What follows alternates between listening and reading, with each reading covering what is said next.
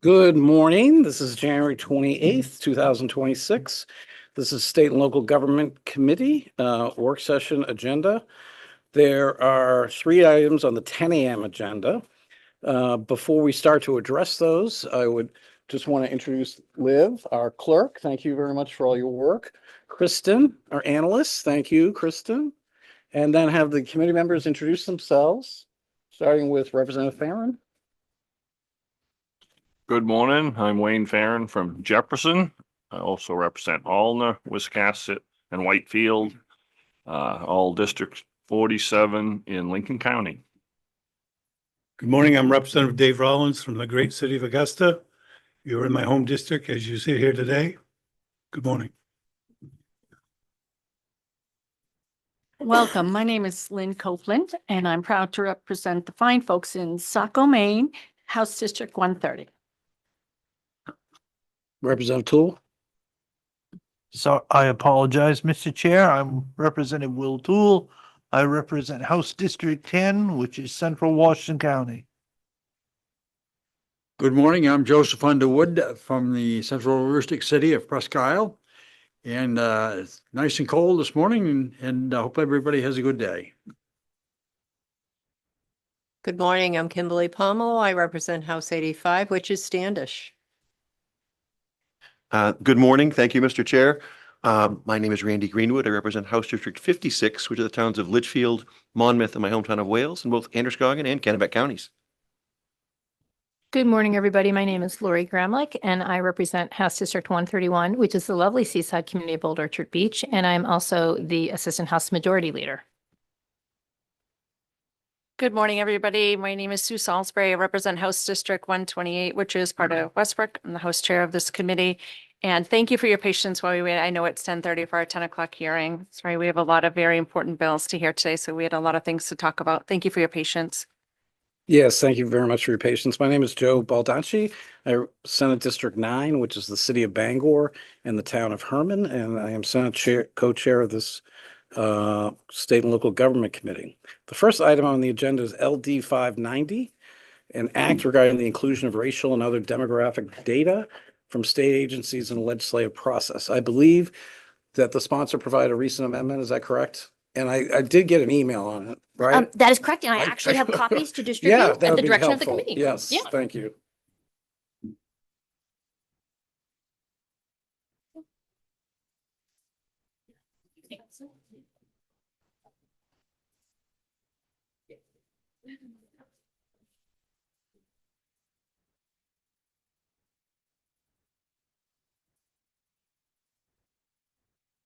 Senator Ross, if there's any time you want to come up and interject, let us know. Okay. I'll just sit here. You, Senator.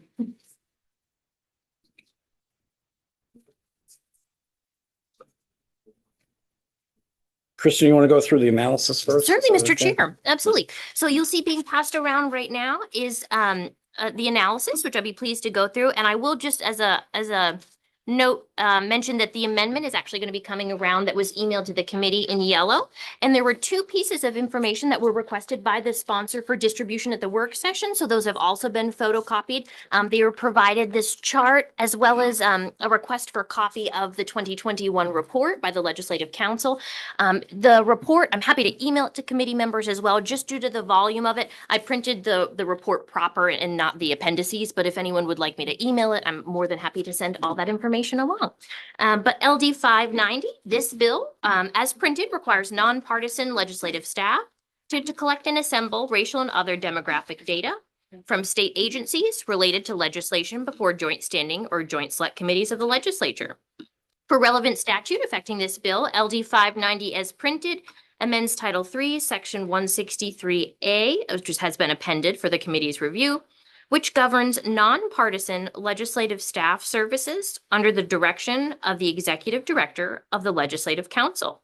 LD 590 as printed specifically amends Title 3, Section 163A, subsection 7, which governs committee assistance provided by nonpartisan legislative staff. For background information, during the 130th legislature, the legislature considered LD 2, which is an act to require the inclusion of racial impact statements in the legislative process, which was enacted by the legislature and signed by the governor. Becoming Public Law 2021, Chapter 21, it enacted a new chapter of law, which has been appended in the analysis under Title II, governing a process by which a legislative committee can request from state agencies data, analysis, and other information within the agency's possession necessary for the legislature to prepare a racial impact statement for legislation before that legislative committee or legislation being prepared by that legislative committee. The racial impact statement information must have been provided in a timely manner. LD2 also directed the Legislative Council to perform a study to determine the best method to establish and implement a system of using racial impact statements for legislation and to implement a pilot project for the limited use of racial impact statements in the second regular session of the 130th legislature. The Legislative Council partnered with a research team consisting of the Permanent Commission on the Status of Racial, Indigenous, and Maine Tribal Populations, the University of Maine System, and the Cutler Institute and Margaret Chase Smith Policy Center to provide the legislature with the impact statements. The chairs of each joint standing committee that participated in that pilot project were required to provide a report to the Legislative Council, including the number of pieces of legislation and the types of legislation for which the impact statements were requested and used, the manner in which the racial impact statements were obtained or developed, the amount of time needed to develop each racial impact statement, and the cost, if any, to the committee from obtaining or developing the racial impact statements. And after submission of this information to the Legislative Council, the council was directed to make recommendations on whether to expand or eliminate the use of racial impact statements. And a copy of that report, as issued by the Legislative Council and provided by the sponsor, has been distributed concurrently with the analysis. In the 131st legislature, the legislature considered LD 1432, an act to increase the inclusion of demographic data from state agencies in the legislative process. LD 1432 was enacted by the legislature. However, the bill died upon the conclusion of the 131st legislature. The bill required nonpartisan legislative staff to collect and assemble demographic data from state agencies related to to legislation before the joint standing or joint select committees of the legislature. And it created a limited period legislative analyst position in the Office of Policy and Legal Analysis. A copy of 1432, as enacted by the legislature, has also been appended. For public hearing information, the date of the public hearing on LD 590 was last Wednesday, the 21st. For potential issues for consideration and proposed amendments, you will note there have been two proposed amendments presented by the sponsor for consideration by the committee. The most recent updated amendment has been distributed today. And I would be pleased to defer to the sponsor for any explanation of the amendment here, but also happy to help as the committee so directs. Senator Ross, take the floor. Thank you so very much. Thank you, Senator Baldacci. Good morning to the committee. Good morning to the House Chair, Representative Salisbury. My name is Rachel Talbot Ross, and I represent Senate District 28, which is on the peninsula of Portland, includes some of Casco Bay Islands and the University of Southern Maine. So this yellow, the new amendment, really captures the suggestions from this committee at the public hearing, in which we have added a full-time position out of OFLA. That full-time position would spend half of its time doing legislative work, just like any other staff member in OFLA right now. That office certainly could use some additional help. The other half of the time would be spent in responding to requests from committees to produce a racial impact or demographic impact statements. So we added that. I appreciate that suggestion from Senator Baldacci. It does bring back the original intent from the bill that was passed last session in the 131st. So you'll see that under on section 2. Section 1 was amended based on a suggestion from Representative Gramlich, and it does incorporate a little bit of a data component so that every committee can see annually what their level of request for racial impact statements resulted in. So we can look at the number of requests made, we can look at the legislative documents that were used or requested, and then we can look at what the final disposition was based on it. It will allow, as Representative Gramlich, I think, was pointing out, it will allow committees to have information that further enhances their use of these statements, and could be a very informative component to the legislative process when considering legislation that could have a disparate impact. Yep, thank you very much. Are there any questions for Senator Ross? Representative Gramlich? Thank you, Senator. Thank you, Senator Talbot Ross, for just kind of going over this. I just had one question and I might have missed it as I was reading or listening to Kristen's analysis and referencing 1432, understanding that funding never has quite come through. If I'm understanding it correctly, the funding never quite had come through for 1432. So relative to that, because we can't have a position if we don't have the money for it, I get that. But in your amendment, Senator Talbot Ross, are you suggesting that we fund a halftime position, or is this for one FTE? Thank you for the question, Representative. So we are suggesting that we fund one FTE, but that the time of that FTE, half of it would be spent on doing this work and the other half would just do, as you can see in the original, it doesn't change the way that legislative staff currently, nonpartisan staff currently operate in OPLA. Yeah, absolutely. Go ahead, Representative. Thank you, Mr. Chair. So just so I understand, thank you for that, Senator. Do we have, I presume, and you can correct me if my assumption's wrong, that we got some information from the OPLA staff in terms of whether or not this would be manageable from their perspective. Do we have any, do you know, I mean, if they're here, we can ask them too, I suppose, but do you know if we have any information? I mean, when you crafted this amendment, like logistically, how that would be managed, if it would work on their end? Thank you for the question. Director Fox was part of the team that produced this report and participated as an active member in the study subcommittee. And so it was through that process that we arrived at this as the best way to move this forward. Thank you. Any other questions? Representative Underwood and then Representative Salisbury. Good morning. What is a racial impact statement? What does it consist of, and what are some of the elements? Thank you for the question, Representative. If you, it is spelled out in the materials that you have before you, both in the analysis, the blue analysis, because it's what we're doing is we're looking at current law. It is Chapter 21, current law, and the law states, it's on page. But the law defines what racial impact statements are, and you can see the definitions in Chapter 7 of, under B. I can read it if you'd like.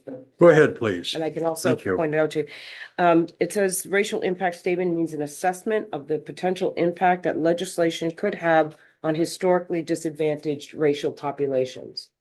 So what we're looking at is to make sure that what may appear to be a race neutral legislation.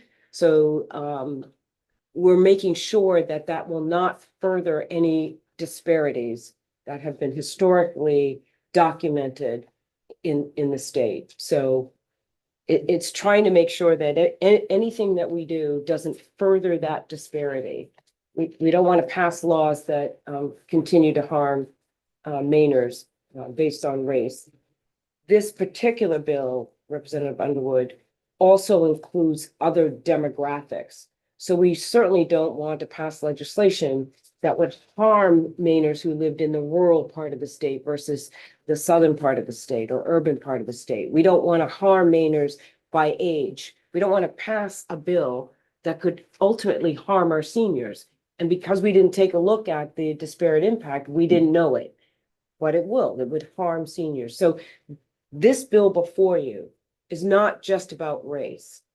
It is about all those other demographics that need to be considered in legislation so we don't further any disparate harm. Thank you. Absolutely. Representative Salisbury. Thank you. And thank you, Senator Talbot Ross. Thank you for the work on the bill and listening to some of our suggestions. I appreciate that. And adding that, I think that's I like and other demographic data. That was helpful. I just had a question thinking forward. I don't mean to think too far ahead, but if the report's done and a bill has been passed and the data shows that it will have an impact, what's the mechanism to allow a new bill to come in to fix that? Do you know what I mean? So if it comes back and the data shows that it will be impactful, is there a mechanism to fix that? Well, thank you for the question, Representative. So the use of these demographic impact statements is in the legislative process before you would pass the bill. So it's Okay. trying to give you, just like financial impact statements would give you information on how much a particular proposal would cost.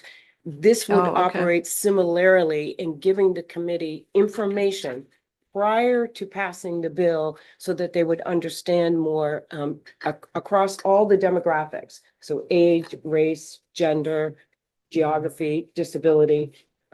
You would understand that information prior to even passing the bill. Okay, I that's see the that now. I'm sorry. I was No, thinking no, it no. was more of an after the fact thing. Thank you for clarifying. That makes more sense. Mhm. The other thing you had mentioned before about data governance and that some of that wasn't fully funded, or how is it going just overall on gathering the data that would be really helpful in some of this? I really appreciate that question. Our data governance program that we passed a couple of years ago is moving along. There are over 2,000 different data systems that's used by the state of Maine. And so I would say that the DAFS is doing an excellent job of trying to make those systems talk to one another. It's not the easiest thing to do. They started out by making sure that definitions matched. So an example is one state agency could collect data, Black, white, Hispanic, non-Hispanic. Another agency would collect Black, white, Asian, Pacific Islander, a number of other racial categories. And so if you wanted to bring that data together, you wouldn't necessarily be able to do so because some of that data is missing. I'm not a data person, but I'm trying to simplify it as much as possible. So I would say that it does need additional funding. But I do believe with the resources that they have between at DAFS, there's also the Secretary of State is involved in that. The Permanent Commission is involved in that. And I think that it's been successful to the extent that they've been able to make the effort. Thank you for that. So I just want to say, I've been here since the inception of the original bill, and I'm really happy that you're asking for funding, because I think that what this bill basically says is that everybody counts.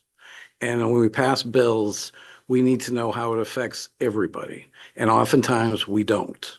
And I think I'd be in favor of even more robust independent oversight, but I think I appreciate what you're doing here. Absolutely, because it's an important issue, and so that we recognize the broader view. And I just want to thank you for your work on this. I know when 2020 forward, this has been and you've really championed this, and I just like to see it in fruition. I appreciate that. Yeah, very much. absolutely. Does anybody else wish to make a comment? Yeah, Representative Representative Greenwood. Thank you, Mr. Chair. I too looked back at my stats and saw how I voted on LD2.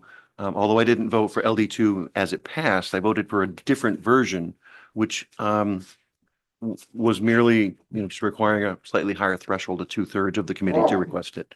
But I do support, the racial and demographic impact statements. I'm concerned about creating another position when we have so many unfilled positions. I would hope I was optimistic that this would have gotten accomplished within existing resources. It hasn't, and I apologize for that. But with the number of vacancies that we still have, I'm not sure that I can support creating another position that would potentially likely become vacant. But I do support the concept and appreciate you being here again for this important issue. That matters greatly to me, Representative Greenwood, and I thank you for that.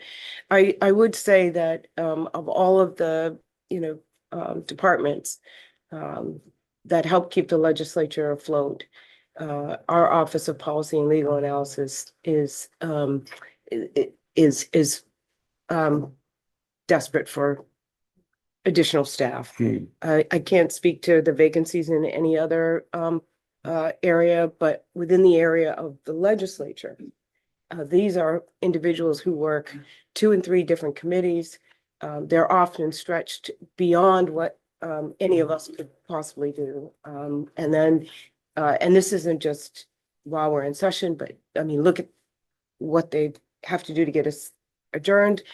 It's just amazing to me what these individuals accomplish. And if we as a body can say that we see that work and we value that work, we're not asking for 4 positions or 3 positions, which they could use.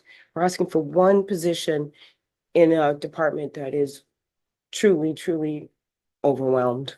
And so I hear you and I appreciate that. I will make one clarification, and that is the current law does not require a committee to adopt any particular protocols in asking for the racial impact statement. So you don't necessarily have to reach a 2/3 or a half. It's up to the committee to decide what process they would use to make those requests. So you could get to it, you could decide in your committee on a 2/3 to make the request. It's committee by committee. Yep, Representative Copeland and then Representative Gramlich. Thank you, Mr. Chair, and thank you, Senator, for coming here for this important bill.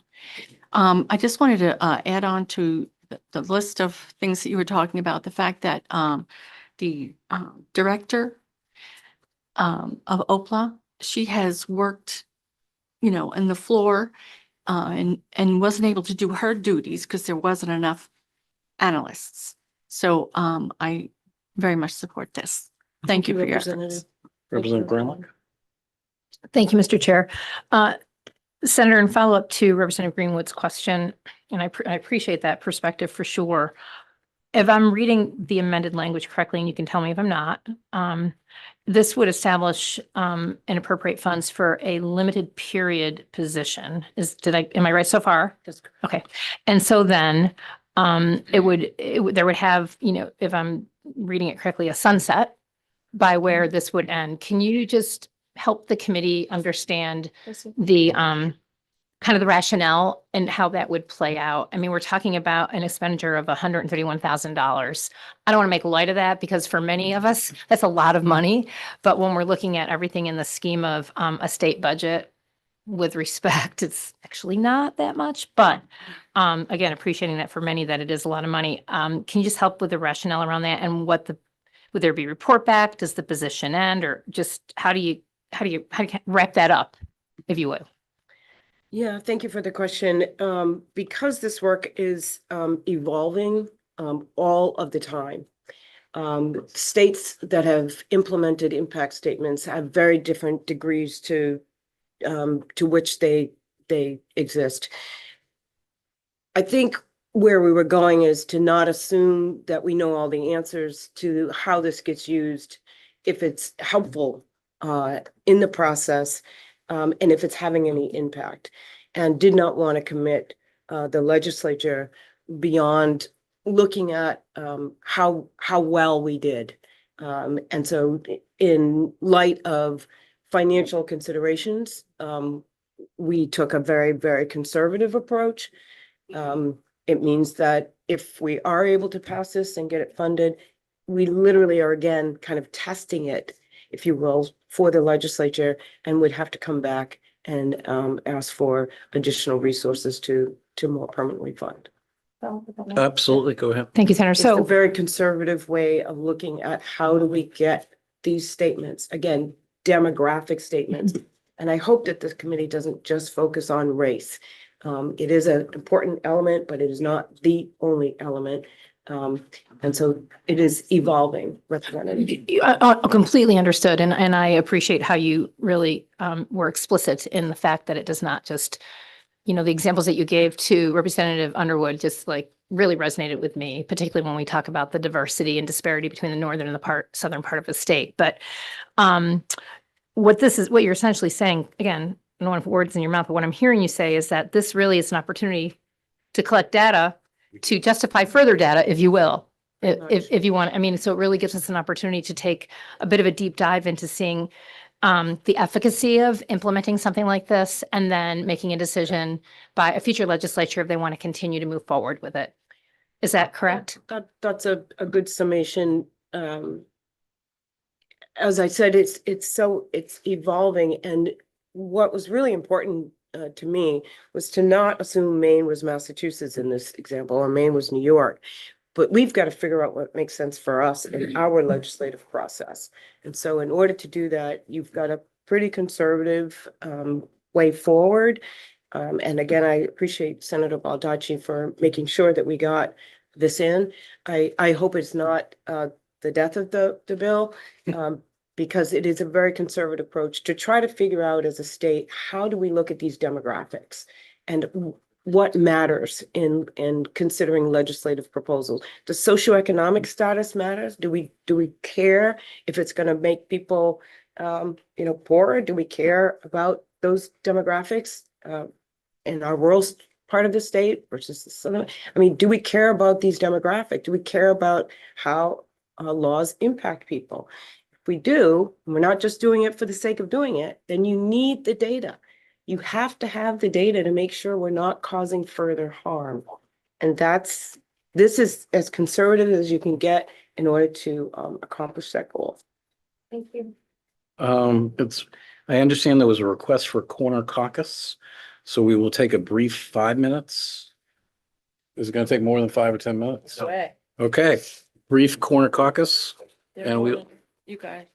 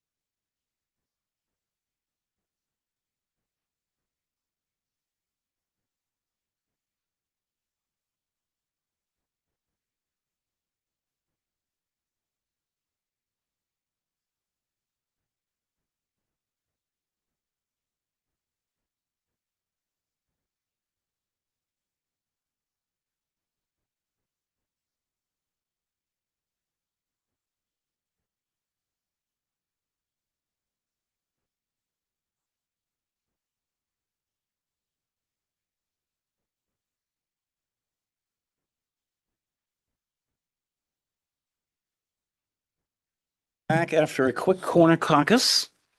Representative Salisbury, did you have anything you want to say? No, but I think Representative Greenwood does. Okay. Representative Greenwood? Yeah, thank you, chairs. In talking with my caucus, I understand that OPLA is overwhelmed. This is an important issue. And I don't think it'll be unanimous, but I think I'm willing to support a limited time, 1 year with a sunset after 1 year for it to have to come back if you want to continue. But for a 1 year sunset, I'm willing to support Okay. this. So That's, Representative Salisbury? I make a motion of ought to pass as amended with the amendment that Senator Talbot Ross provided and with the wording that the position ends June 30th, 2027. Do you want I to don't know. comment? I don't- Representative, hold on When for a that second. starts. Hold on for a A second. year from when it starts, yeah. Senator Ross, did you want to say anything about that? Yes, excuse me, yeah, Senator Talbot Ross. Did you want to make any comments first? Thank you, Rachel Talbot Ross. I truly appreciate the consideration that you're making. And I understand it. I think that the way that the amendment is written, it implies that it's a one-time limited position. And so I think that the bill already does what you're suggesting it to do. I mean, technically, that's what the bill does right now. Right. It does not fund it for more than one limited time period. But if, this committee needs language like that in order to assure that it does, when you come back and take a look at it, then I can certainly understand and appreciate your position. And I thank those who arrived at it for taking time to consider this. Okay, great. Yeah, Representative Gramlich? Thank you, Senator. So to Representative Greenwood's point and what Chair Salisbury said, Senator Talbot Ross, would you be agreeable if we had some specificity in the amendment that said 1 year after the implementation date? Because obviously, I don't think there's an emergency preamble on this, so this wouldn't become law if we were to move forward until July 15th. So there would be kind of like a start date specified in the bill, and then it would be 1 year after that start date. If that we can make the language that way, just so it's very clear on what Representative Underwood was, or sorry, Greenwood was, the Woodwoods were saying. I believe Yeah, the Kristen, analyst- did you want to say something? Yeah, certainly. Thank you. So as the committee directs, and that actually provides the opportunity just for me to reference, and I think the committee reached that conclusion, but section 2, where it's an appropriations and allocations in proposed amendments, it's often a placeholder, because the actual final amount would not be resulting from something other than when the committee directs such like a fiscal note to be created. So that's where I apologize in the photocopying. You can see some of that text is like highlighted in gray. So it actually would be in the example that you provided in like not 2026, 2027, but it sounds like to your point, the fiscal analysis would produce it so that it would be a 25, 26 zero balance, and then 26, 27, the amount that is produced from the fiscal analysis by OFPR. And it sounds like there's just the request that the 1 year would end after the implementation date. Certainly can speak to OFPR if that's language that they can use within the appropriation and allocation section. I can inquire about that. Okay, Because it does say limited period, so I will certainly ask for clarification as to whether or not that specificity needs to be added, or if they're able to provide some clarity there. but to make sure we carry out the intent of what Representative Greenwood's asking as well as the bill, right? Representative Salisbury, is that correct? Yes, that's correct. Okay, and so there's a motion. Thank you both. Do we have a second? Moved and seconded. Any further discussions? Okay, seeing none, we are prepared for a vote.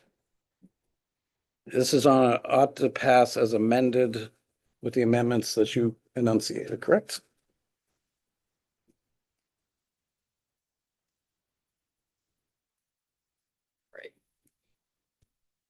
Representative Tool, Yes. Representative Tool, yes. Representative Underwood, No. Representative Underwood, no.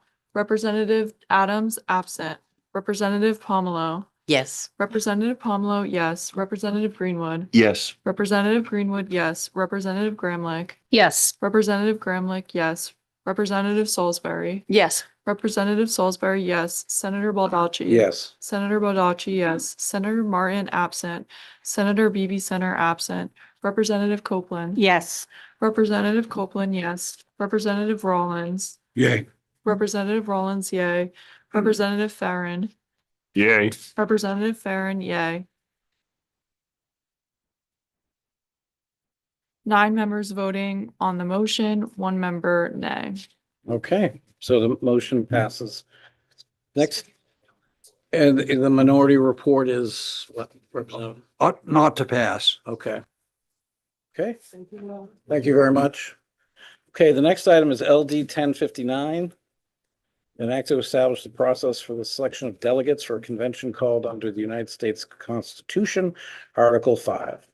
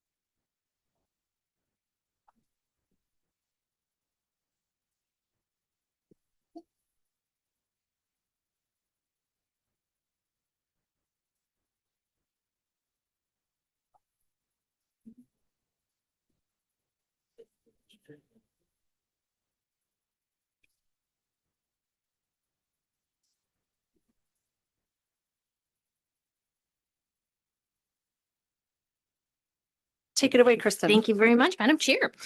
So an analysis has just been distributed for LD 1059, an act to establish a process for the selection of delegates for a convention called under the United States Constitution, Article 5.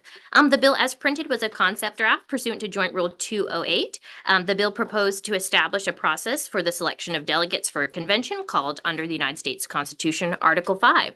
The concept draft amendment was distributed in accordance with Joint 305, and the committee received that in advance of the public hearing. And it establishes a process for the selection and oversight of commissioners to a convention under Article 5 of the United States Constitution, assembled for the purpose of proposing amendments to the United States Constitution. For public hearing information, the date of the public hearing was last Wednesday, January 21st. For relevant law or statute, you'll find I reproduced Article 5 of the United States Constitution. And if it may be helpful to the committee, on the next page, I kind of broke it down. I know the testimony provided also helped to kind of explain those provisions in a more accessible way to kind of understand the provisions in Article 5. So there are currently 3 ways in which amendments to the U.S. Constitution can be proposed, or 3 steps, I should say. So Congress can submit a proposed constitutional amendment to the states if the proposed amendment language is approved by a 2/3 vote of both houses. Congress can call for or must call for a convention for proposing amendments upon the application of the legislatures of 2/3 of the states, which would be 34 of the 50 states. And amendments proposed by Congress or convention become valid only when ratified by the legislatures of or in conventions in 3/4 of the states, which would be 38 of the 50 states.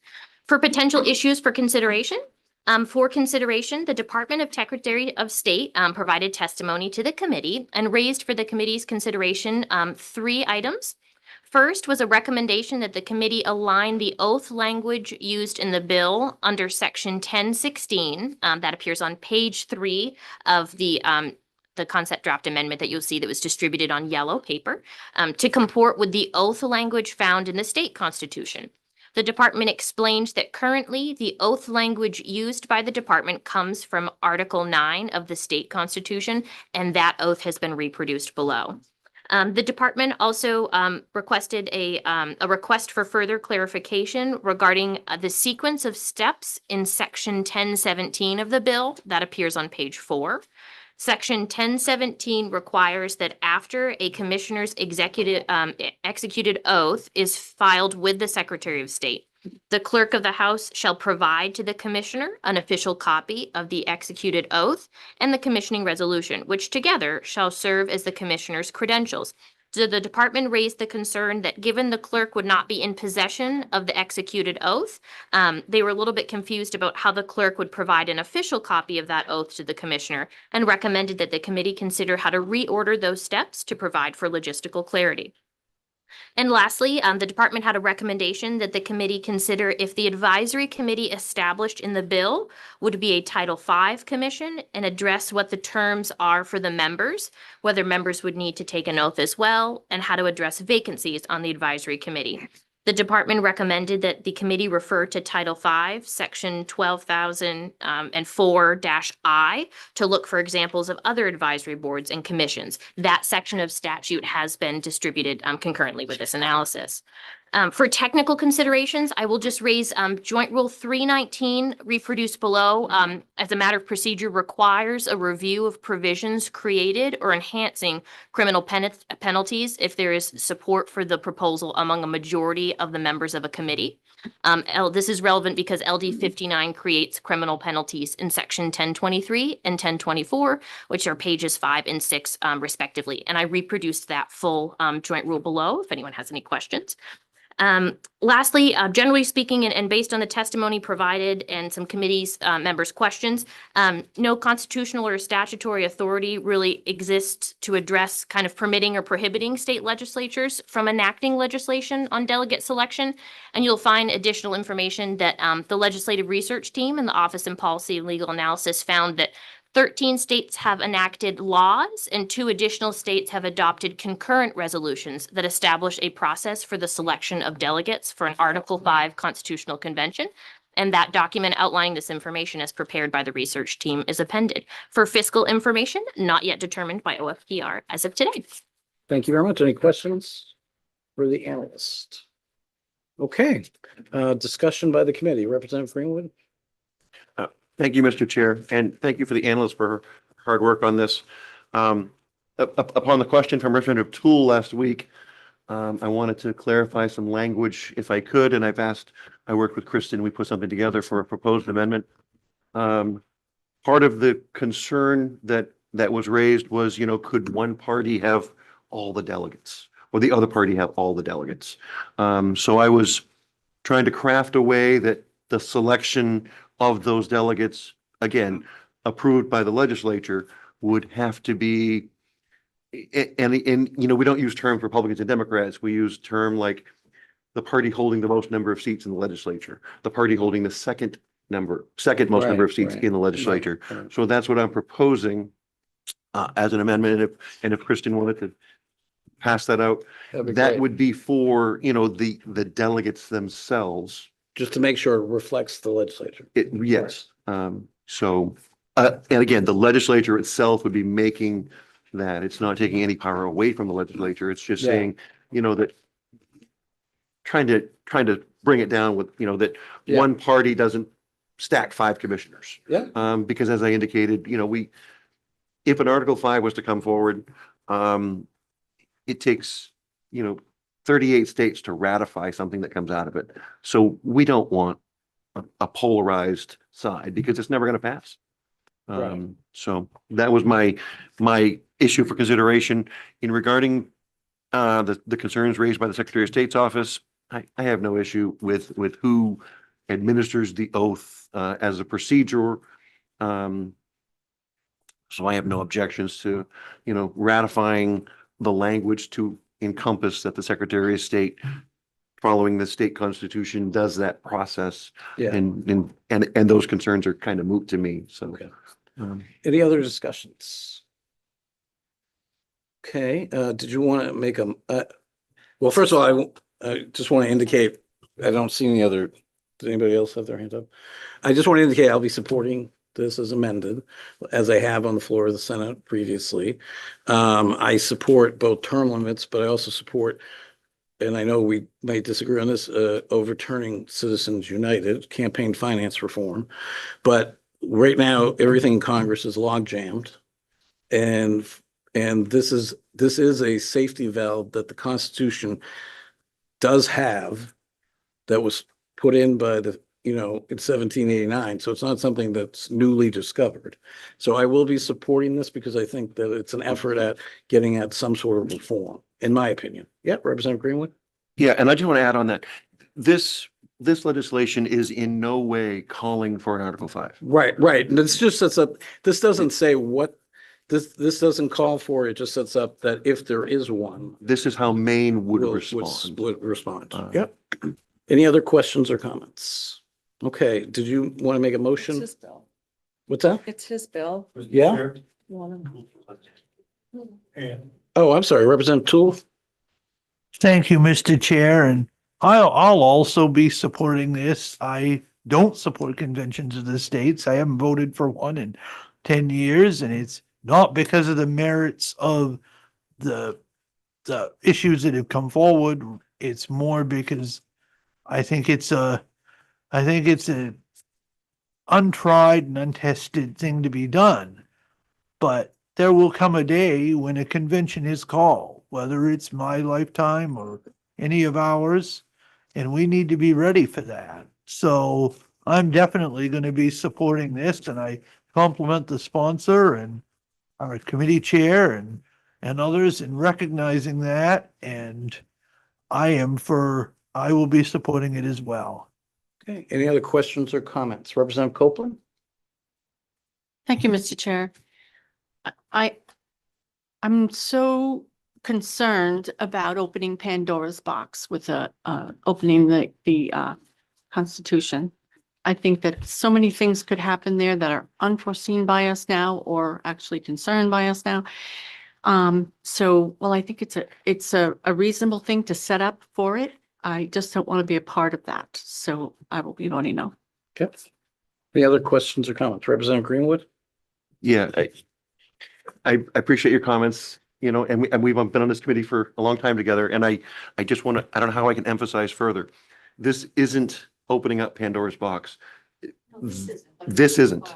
But if one was to occur, this just sets up a process for how the Maine legislature would respond. Oh, yeah, absolutely. Go ahead, Representative Copeland. Thank you so much, Representative Greenwood. And we have worked on this committee for at least 5-6 years. 6, okay, thank you. And I appreciate that and that we have a good working relationship, but still I couldn't in my conscience and get a good night's sleep thinking that we're helping make it faster once the situation comes before us. And I just, to my core beliefs, I cannot support this. Thank you. Absolutely. Representative Salisbury? Thank you so much, Mr. Chair. This is my first time hearing, to this depth. Of course, we've talked about the bill in the last few sessions that I've been here, and I've read all the information and tried to drill down and understand. And I really appreciate the amendment that you did. I really do, but I'm struggling. And some of the went back through and read some of the testimony, and right now what's sticking in my mind, in the part that sort of, I guess, captures what my concern is, the Secretary of State wrote, finally, I oppose any movement toward the calling of an Article 5 convention, which you indicated this wouldn't do, because of the threat of such a convention would pose to the civil rights of Americans. Now, when Americans' right to vote in a representative democracy are already under attack, it's not the time to open up the Constitution to potential wholesale change. And that's kind of capturing where I'm at. I appreciate that you're indicating this isn't calling the convention. I hear you. I'm just worried about making movements towards, so I can't support this going forward. Representative Gramlich? Thank you, Senator. And I apologize. I'm in and out a little bit today, toggling a number of competing priorities. So only hearing the tail end of what Chair Salisbury said, I tend to agree. And I understand the concept that the bill sponsor is trying to move forward, but I have some concerns relative to kind of moving in a direction that could in any way, shape, or form compromise voting rights. And that's kind of where I land with it. So I don't believe at this time I'm going to be able to support this. Any other questions or comments? Okay, I think we're ready for a vote. Do we have a motion, Representative Greenwood, in a second? Can I make what the motion? Yeah. Yeah, I would make the motion about to pass as amended. Okay, is there a second? Second. And, Okay. and the amendments are what was drafted and then what was recently discussed about clarifying the language for the Secretary of State to administer the oaths and aligning those sections. Okay. Any further discussion by the committee? Okay, seeing none, we can take a vote.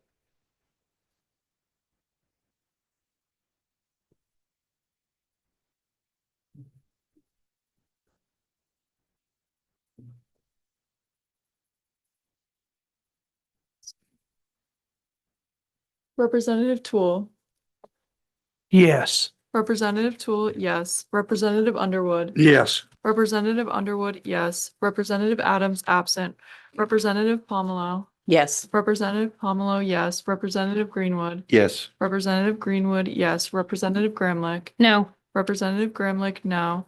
Representative Salisbury, No. Representative Salisbury, no. Senator Baldacci. Yes. Senator Baldacci, yes. Senator Martin, absent. Senator Bibi Center, absent. Representative Copeland, No.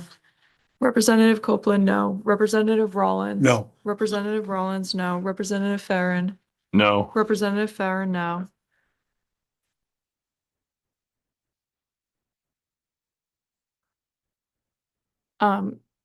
So the vote on the floor is 5 votes for, 5 votes against. Okay. So, the five that voted for it, that's their report. The five that voted against it, what is your report? Ought not to pass? Ought not to pass. Okay. And then the other legislators who are not here have until tomorrow, Friday at noon. till it's Friday at noon to Yes, cast their votes. Okay. correct. Thank you. Okay, the next one is LD 1744. An act to modify provisions of the state civil service system governing em- employee recruitment and retention.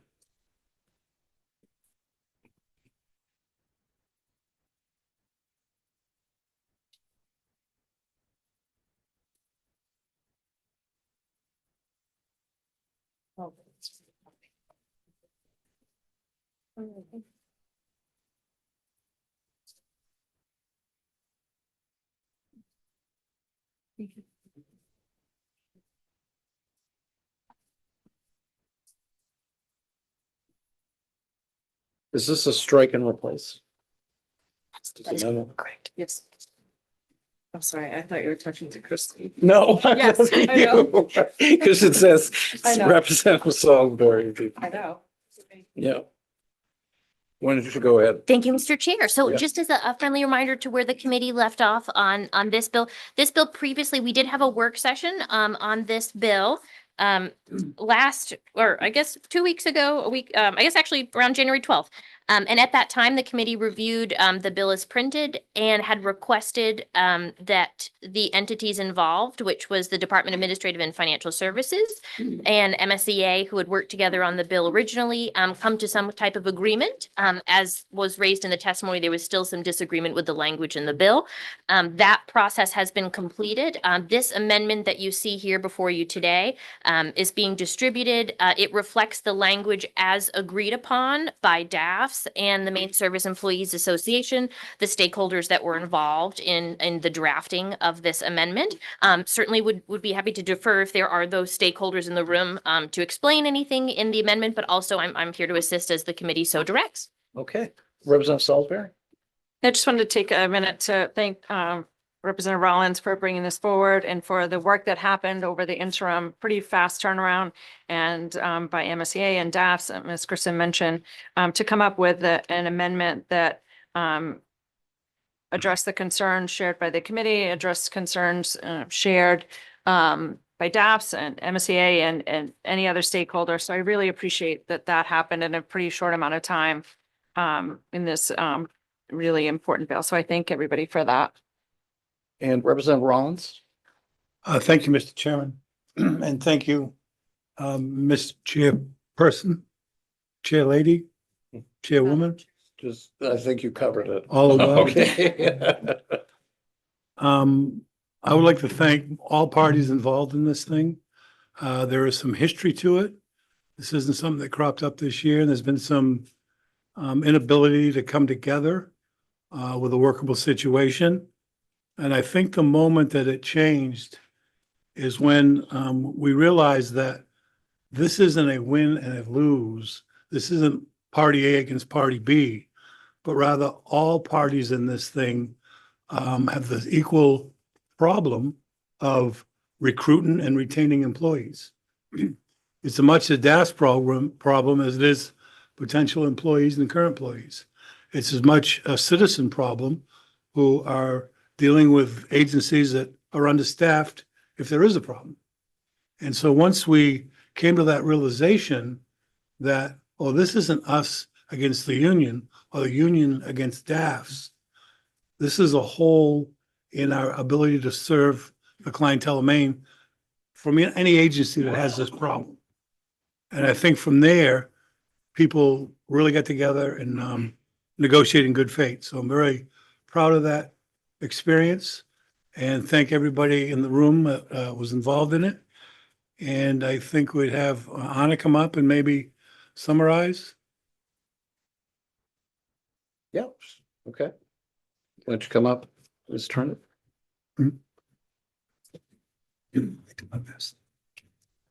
I was gonna ask, having been a few months since we discussed this previously, if someone could tell us what we're hoping to achieve at this point. Yes. So thank you very much. My name is Anya Trendy. I'm a Deputy Commissioner for the Department of Yeah. Administrative Oh, and no, she's Financial talking. Services. And what you have before you is a compromise amendment that we worked on with MSCA. We spent about four hours locked in a conference room, really hashing it out. A lot of conversation to understand each other about and where each of us is coming from on these. What you see before you is a bit of a restructuring to the process. Last week or 2 weeks ago, maybe when I was last before you, I raised some concerns about various things where recruitment and retention committees don't really do anything to help the situation. They're not kind of the right tool. And what we did to address those concerns was we established a preliminary process by which a request can be made for a recruitment and retention committee. But it gives the State Human Resources Officer the ability to do a preliminary review and indicate when that recruitment and retention committee wouldn't be of service to the situation for various reasons, such as the positions being frozen because of lack of federal funding or something like that. And that being a determination that the union could then accept. So it sets that up as an initial process to hopefully eliminate some of the instances that I think we think of as frivolous, but also the union doesn't necessarily have the information that we have at that point in time to know why we feel that way. So it gives us an opportunity to make that justification. It then does a lot of work, and I want to really credit Kristen on the drafting of this because I think it brings a tremendous amount of clarity to the process that wasn't there in the prior statute, and just makes it very sequential and easy to understand how you go through this process over a length of time. So once the preliminary process, the next step would be formation of a recruitment and retention committee to make determinations about about whether there is a recruitment and retention problem and whether that could be addressed through something like a stipend. The committee would make a recommendation around that stipend. And then after the recommendation, that's kind of where a lot of times the issues arose between the state and the union. And it was about resources. And what we could do within existing resources based upon salary savings that was available within departments. And what what would really require more resources. And so what we've established is a process that makes it so we do what we can within existing salary savings that the department has to make those recruitment and retention adjustments. And we prioritize the initial recruitment and retention request that was made in the positions that applied to. But that we also can consider compression within that. But resolving compression is kind of the next step. And so if we have resources to address the initial problem, but we don't have the resources to address the subsequent compression problem, we would deal with those sequentially and seek additional resources Okay. for Is that. there any- I'm sorry, I didn't mean to cut you up. I also want to recognize the union because you folks may want to add some commentary. Are there any questions for Ms. Trundy? Yes, Representative Copeland. Dave, can you turn your microphone off? Thank you, Mr. Chair, and thank you for coming before us, Ms. Trundy. I've been very clear that I care very much about the employees and the good workers of this state. But I did have one quick little question. First, you said that, I forget the word. It was a convention or something? Compression. Compression? No. No?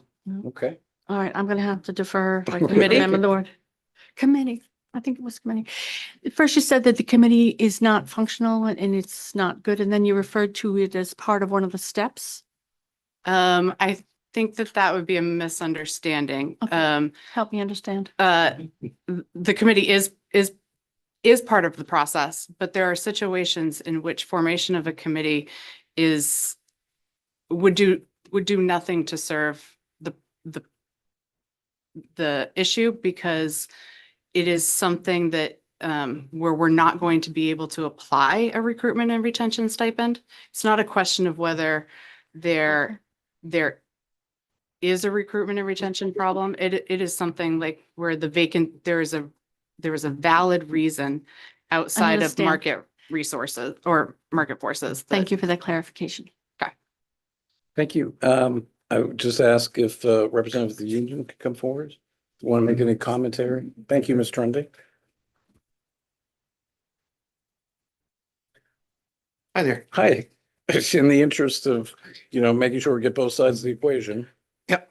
So Tom Feely, General Counsel for MSEA. I just want to echo what Anya was saying, that the negotiations here, I think, were very fruitful. We were able to address, I think, both sides' concerns.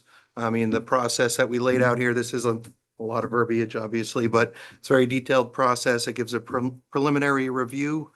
There are times where we make a request based on understaffing, but we don't know that the federal funding is gone, or we don't know some of the other factors. And obviously, it's not in our interest or anybody's interest for us to push forward a frivolous request, and until we have that data, we won't know. And then the committee itself, I think as Anya was saying, I think it's important to note that as the law is structured, if there's not available resources to fund a stipend that is approved through the committee, then it comes back to the legislature for a vote. And that's in the next operating budget. So any adjustments, any long-term adjustments that cannot be funded through salary savings or elsewise will come back before you guys. So that's important to note there. And then ultimately, there is a process for arbitration, for an arbitrator to weigh in on whether or not a stipend is appropriate. So on the whole, I think this is a compromise that gets us to where we need to be. I really want to thank Representative Rollins for his work in putting this together. If you're looking for a sixth act, perhaps a mediator might be a good fit for you down the road. And I thank again for Kristen for pulling this together into a reasonable, readable format. And thank you to DAFs for working with us. And as she said, we spent 4 hours in a room together. We didn't kill each other. I think that is a step in the right direction. that would be setting back the process, obviously. So I'm glad you went forward. Yes, Okay. yes. Any questions, Mr. Feely? Representative Tool. Oh, I'm sorry, Representative Tool? Thank you, Mr. Chairman. My question is really for both Mr. Feely and Anya. And that is, this new process, do you see it as clarifying / expediting the current process and creating more certainty and a smoother process overall? It sounds like you do, but specifically as far as the time it takes for the process to play out. I will say that this doesn't necessarily address the timelines. There is a 30-day limit for when we put in a request, they have to respond within 30 days. That's new language. But these do tend to be somewhat drawn out processes, just scheduling committees, and it goes over several months to pull together the data and all of that. This won't speed it up, but it does clarify, when and whether a committee is appropriate, which is very important, and it was an area of disagreement under the pre-existing statute, under current statute. So having the clarity here and really spelling out what it looks like, I think gives a lot of certainty to the process, and hopefully makes for smoother engagement over these down the road. Any other questions or comments, Representative Greenwood? Yeah, and this is more of a comment. It's not a direct question, but I just want to clarify that this is not taking out the process of negotiating. That you still have to negotiate, MSEA still has to negotiate with the state for collective bargaining. Yeah. This is just a step in the process. So this is separate and apart from like successor bargaining. This is not part of the collective bargaining agreement. This is a very, this is a tool to address vacancies and low pay where there's data to support that they're related, and, an across the board COLA isn't going to necessarily help a pocket where vacancies are being driven by underpay. So, yeah.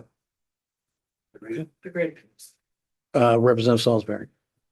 Thank you so much. At this time, I'd like to make a motion ought to pass as amended. It's been moved and seconded. Any further discussion? Seeing none, we will take the roll.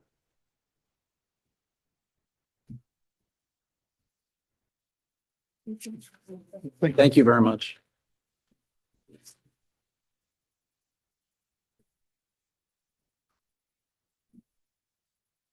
All right, again, we'll start with Representative Tool. Yes. Representative Tool, yes. Representative Underwood. Yes. Representative Underwood, yes. Representative Adams, absent. Representative Pomelo. Yes. Representative Pomelo, yes. Representative Greenwood. Yes. Representative Greenwood, yes. Representative Gramlich. Yes. Representative Gramlich, yes. Representative Salisbury. Yes. Representative Salisbury, yes. Senator Baldacci. Yes. Senator Baldacci, yes. Senator Martin, absent. Senator Bibi Center, absent. Representative Copeland. Yes. Representative Copeland, yes. Representative Rollins. Yay. Representative Rollins, yay. Representative Farren. Yay. Representative Farren, yay. With 10 members present, the vote is unanimous, ought to pass as amended. Okay, great. Thank you very much. The next item is LD 1383. I'm going to have you do it because I got to go to HCIFS and check on them, but I will be back, I'm sure, before it gets done.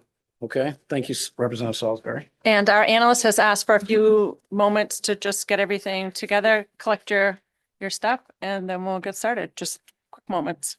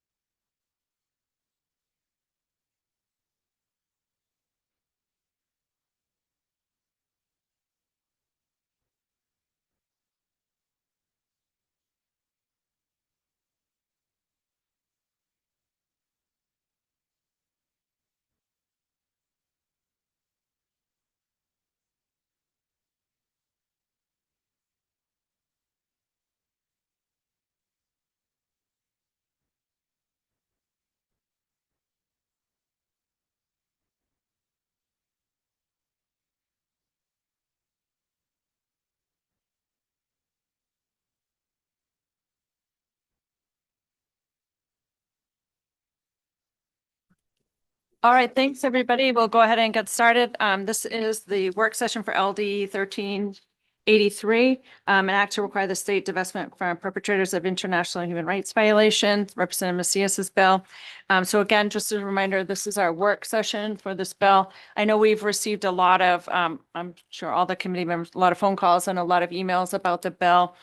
We requested a lot of information, our analysts, which has been passed out. Thank you for coordinating, getting all that information out from our last meeting.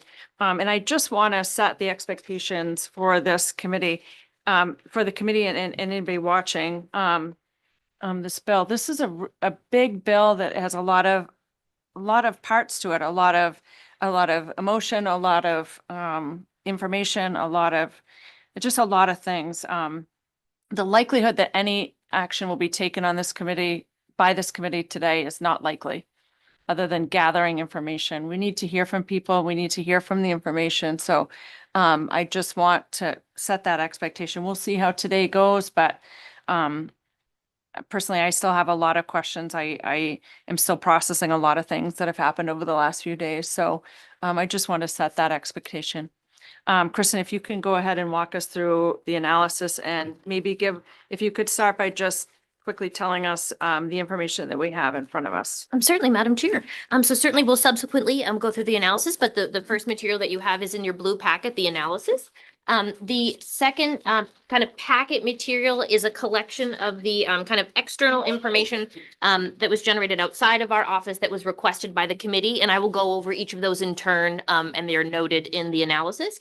You will also see kind of a letter document that was distributed on behalf of or from the sponsor directly. I believe this may have been written to provide answers to some questions raised by the committee during the public hearing. And then you will also find that an updated proposed amendment has been distributed concurrently with the other materials, and that document is on yellow paper. So there should be kind of 4 total materials that the committee can have before them today. For the analysis on LD 1383, an act to require state divestment from perpetrators of international human rights violation. The summary of this bill as printed prohibits the state from investing public funds or entering into procurement contracts with companies, entities, persons, or financial institutions that operate in, directly benefit from, or associated with perpetrator states, countries, or governing bodies that have been determined by independent and credible international bodies to have committed the crime of apartheid, ethnic cleansing, genocide, or war crimes. The bill directs the Office of the Treasurer of State to create a commission to monitor human rights reports, to identify potential perpetrator states, countries, or governing bodies, and to report the activities and findings regarding compliance with the provisions of that bill annually to the governor and the legislature. The bill as printed creates exceptions for humanitarian aid and allows for a waiver related to an investment, procurement, or divestment by the governor in cases of significant harm to residents of this state or that undermine national security interests. For public hearing information, the date of the public hearing was January 21st, which was last Wednesday. The committee did receive testimony from 109 individuals in person or in Zoom. And as of yesterday evening, the committee received 344 pieces of submitted written testimony. The list of legislators and entities or organizations submitting testimony in their official capacity has been listed below. For background information, over the past 5 years, the legislature has considered 3 bills on the topic of divestment of state funds. First, LD 99, an act to require the state to divest itself of assets invested in the fossil fuel industry, became Public Law 2021, Chapter 231, and was enacted in the 130th legislature. LD 99 directed divestment from fossil fuel companies in accordance with sound investment criteria and consistent with fiduciary obligations by the state treasurer pursuant to Title V, Section 138, and the Board of Trustees of the Maine Public Employees Retirement System pursuant to Title V, Section 1957. A copy of the enacted law has been distributed concurrently with this analysis. LD 319, an act to promote socially responsible investing by the Maine Public Employees Retirement System by prohibiting investment in for-profit prisons, was enacted in the 130th legislature and became Public Law 2021, Chapter 234. LD 319 directed divestment from for-profit prisons in accordance with sound investment criteria and consistent with fiduciary obligations by the state treasurer pursuant to Title V, Section 138, and the Board of Trustees of the Maine Public Employees Retirement System pursuant to Title V, Section 1958.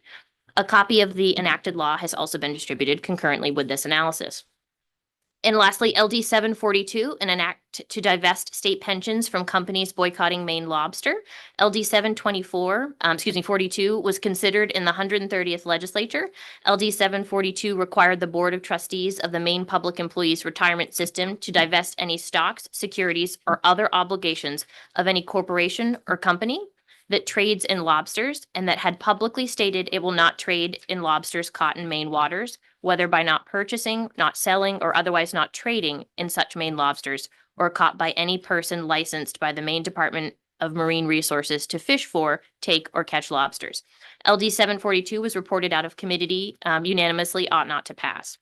A copy of the printed bill has been distributed concurrently with this analysis. For relevant law or statute, I have two pieces here for the committee. Statutory provisions governing divestment, some of which had been mentioned in the enacted laws above, but Title V, Chapter 161, which includes those two provisions of law related to LD 99 and 319, include the current provisions directing the divestiture of state funds by the Board of Trustees of the Maine Public Employee Retirement System. A copy of this chapter has been distributed. And in Title V, Section 138, that section of law governs the custody and servicing of securities, investment of trust funds, exceptions, and prorations managed and directed by the Treasurer of State, which also includes provisions of law directing the divestiture of state funds. A copy of these reference statutes are appended. In the testimony the committee received, you will note that the Constitution of Maine was referenced. That provision of law that appeared in the analyses or the testimony provided to the committee is Article 9, Section 18 of the Constitution, which governs limitation on the use of funds of Maine state retirement system. Potential issues for consideration and proposed amendments. For proposed amendments, the sponsor introduced a proposed amendment from the bill as printed for the committee's consideration, and that was done in advance of the public hearing. Today, the sponsor also has prepared an updated sponsor's proposed amendment from the bill that was, or I should say the update that was distributed at the public hearing. So I'm happy to speak to that a little bit further in my analysis. General concerns raised for consideration. From the Office of the State Treasurer, in the testimony provided by the Office of the State Treasurer, the Treasurer noted that one of his primary responsibilities is to manage the Treasurer's cash pool and trust funds of the state. And those are defined in the testimony provided by the Treasurer. Regarding cash pool, the Treasurer noted that statute and investment policy permits investment in corporate bonds and commercial paper, but are rarely used and have never been from the defense industry. He concluded that he did not anticipate this bill for divestment having much of an impact on the cash pool. Regarding the trust funds of the state, the Treasurer noted that these funds are specifically chosen to exclude fossil fuel companies to comply with Title V, Section 135. Excluding defense stocks could reduce some investment options available and could potentially result in higher expenses and lesser returns for trust beneficiaries. However, if it were the will of the legislature, he writes, our office could accomplish this divestment without much difficulty. Regarding the Maine Public Employees Retirement System, in the testimony provided by Maine PERS raised the concern that LD 1383 as printed, the original printed bill, would conflict with both constitutional and federal requirements. The testimony noted that Article 9, Section 18 of the Maine Constitution establishes a fiduciary duty to hold, invest, and disperse Maine PERS pension trust funds solely in the best financial interest of the members as pension recipients, known as the exclusive benefit rule, which requires the board to act solely in the interest of Maine PERS members, retirees, and beneficiaries, and obligates the board to not use their position of trust either for personal gain or to advance other causes. The testimony also noted that the exclusive benefit rule is codified in federal statutes and regulations that qualify Maine PERS retirement plans for federal tax deferment, citing provisions under Title 26 of the U.S. Code and federal regulations. The testimony also addressed the amendment. So Maine PERS noted that the proposed amendment introduced by the sponsor that was considered at the public hearing includes provisions meant to address the above concerns. including conditions that investment restrictions must be consistent with sound investment criteria and fiduciary obligations. The testimony explains that the inclusion of such provisions may remove the direct constitutional conflict, but the amendment would result in Maine PERS continuing to make investments pursuant to the exclusive benefit rule and not in a restricted manner in fulfillment of their constitutional obligations. The testimony also raised concerns with broader vague language used in the sponsor's proposed amendment, such as concerns with determining what investments would fall under the criteria described or understanding the scope of applicability. For drafting considerations generally, the committee may want to consider providing further clarity regarding the intended level of discretion or responsibility by Maine PERS Board of Trustees or the Office of the State Treasurer to determine whether any conditions for divestment outlined in the bill have been met. The committee may want to consider further clarification in the definitions of terms in the bill to avoid ambiguity in interpretation. For additional information, at the public hearing, the committee requested additional information to be compiled for the work session. And I'll go over what has been prepared at the committee's request. So policies governing the management of pension funds in other states. The committee requested information on policies other states have adopted regarding human rights issues related to the management of their pension funds. The legislative research team and the Office of Policy and Legal Analysis was able to provide a document outlining 6 states that have investment policies for public pension funds that restrict investment funds in companies based on environmental, social, or governance factors, including human rights violations or firearm manufacturers. That document has been distributed as part of this analysis here as a product of our office. The committee also made a request for a State Department list that might have been referenced in testimony. The U.S. Department of State has a web page for the Global Magnitsky Sanctions Program, which includes a series of reports issued annually since 2017 following the enactment of that law. I have an excerpt from the 2017 report that explains what that Accountability Act enacted in December of 2016 authorizes. Which authorizes the president to impose financial sanctions and visa restrictions on foreign persons in response to certain human rights violations and acts of corruption. The president is required to submit a report to detail, 1, the U.S. government actions to administer the act and efforts to encourage the governments of other countries to impose sanctions that are similar to those and citing Section 1263 of that act. Attorney General opinions and letters. So the committee requested previous memos or opinions issued by the Attorney General on the topic of fossil fuel divestment. These requested documents have been distributed concurrently with this analysis, and this kind of begins this second packet that the committee's received. The top letter actually is the request that the committee made from the Attorney General last week on questions of constitutionality and statutory compliance specific to LD 1383. So a copy of those requested letters has been distributed concurrently. The City of Portland divestment measure. At the public hearing, the committee requested a copy of the divestment measure adopted by the City of Portland referenced during testimony provided to the committee. The legislative research team and the Office of Policy and Legal Analysis was able to find a copy of this measure, which has been distributed concurrently with this analysis. Current list of Maine PERS investments. At the public hearing, the committee requested that Maine PERS provide a list that shows all of Maine PERS' current investments. The requested lists provided by Maine PERS have been distributed concurrently with those analysis.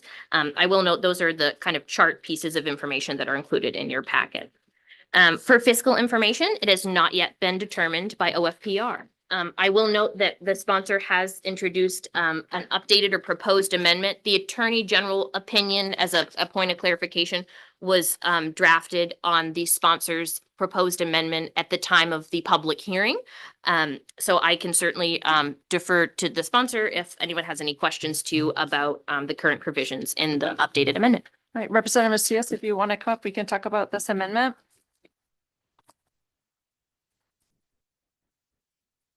So I think we do have a copy of your amendment. If you just want to go through it and tell us a little bit more about what it is, and we can talk about the analysis.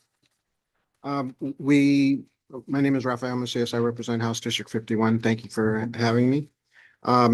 So we amended it to cover the issue about credible entities, and we define those in Section definitions there. And basically, we're covering the questions that we had from this committee. And I'd like to defer to the experts that I've invited here. I don't want to mess this up. So we have several people online on Zoom, and we have some financial and legal experts here. So now, if you have any questions about the intent of the bill, I can answer that. But for any questions about the how and what, please ask the experts, please. Okay. Does anybody have any questions about the amendment that's been presented here? Now, back to the letter from the Attorney General's office, Kristen or Raphael, either one of you can do that.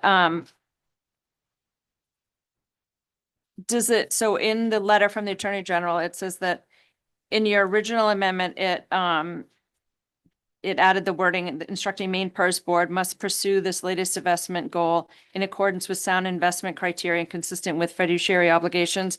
Does the amendment still have that wording? Yes, it does. Okay, all right, great. Any questions about that, the letter from the Attorney General? Okay, yes. Sorry, Representative Gramlich. Thank you, Madam Chair. And I don't know to whom I should direct this, but Representative, thank you for that clarification relative to your amendment that it doesn't take away from what, at least when I'm reading what the Attorney General has weighed in on. So I'm just wondering if somebody can help me understand, even in light of this amendment, based on the Attorney General's assessment, how this is different from the constitutional risk that was identified in the 2021 divestment legislation. Would you like to answer that, Bill? Do we have somebody from the AG's office here? They No, weren't we able don't to have somebody someone- from the AG's office. No. Can you tell me can you identify the expert? Bill Robichek, he's a financial and legal expert, or fiduciary duty expert. Okay, all right, please. Madam Chair. Yes. I'm wondering, with respect to the experts, if we have somebody that's conversant in constitutional law. I mean, because really what we're talking about, and I say this with the utmost respect, I'm just looking at the letter from our Attorney General. We're talking about constitutional risk, and the same constitutional risk from the attorney, I'm reading from the Attorney General, so don't shoot the messenger, that there remains the same constitutional risk that was identified in the 2021 divestment language and legislation that was pending before the legislature several sessions ago. So I'm just trying to make sure that I understand that. The person that was going to come speak from the Attorney General's office is in the National Guard and was called away. So that's why they weren't here, but we certainly have the opportunity to invite them. And it does sound like by adding that wording, it would be constitutional by adding that sentence. Okay. But certainly, yes, Mr. Robichek, if you would like Thank to you, come ma'am. up. Thank you. Hi there, welcome. If you can identify yourself. Sure, thank you. Yeah. My name is Bill Robichek. I'm a resident of Brunswick. I am a practicing attorney licensed in Maine since 1979. Was a trial lawyer for 35 years. In the past 12 years, I've been a mediator. A good part of my practice during the 35 years as a trial lawyer was to deal with issues of fiduciary duty. And since I was a trial lawyer, I was involved in lawsuits involving fiduciary duty. So I've got a pretty good handle on that. The question was asked by Representative Gramlich about constitutionality, and I'll address that briefly. I haven't seen the Attorney General's letter, but I think I know what is being referenced there. So you originally, several years ago, you passed laws of divestiture concerning Sudan and Myanmar. Maine PERS and the state should get out of investing there. Those have since been repealed. There were lawsuits that were brought in regards to those kinds of laws, although not specifically Maine's law. For example, the famous United States Supreme Court case in Massachusetts, or rising out of Massachusetts, where Massachusetts restricted and divested from investments in what was then known as Burma, which later became Myanmar. Well, that got challenged in the United States, all the way up to the United States Supreme Court. And what the Supreme Court said was there were really two major reasons why that law is unconstitutional. The first is what's called preemption.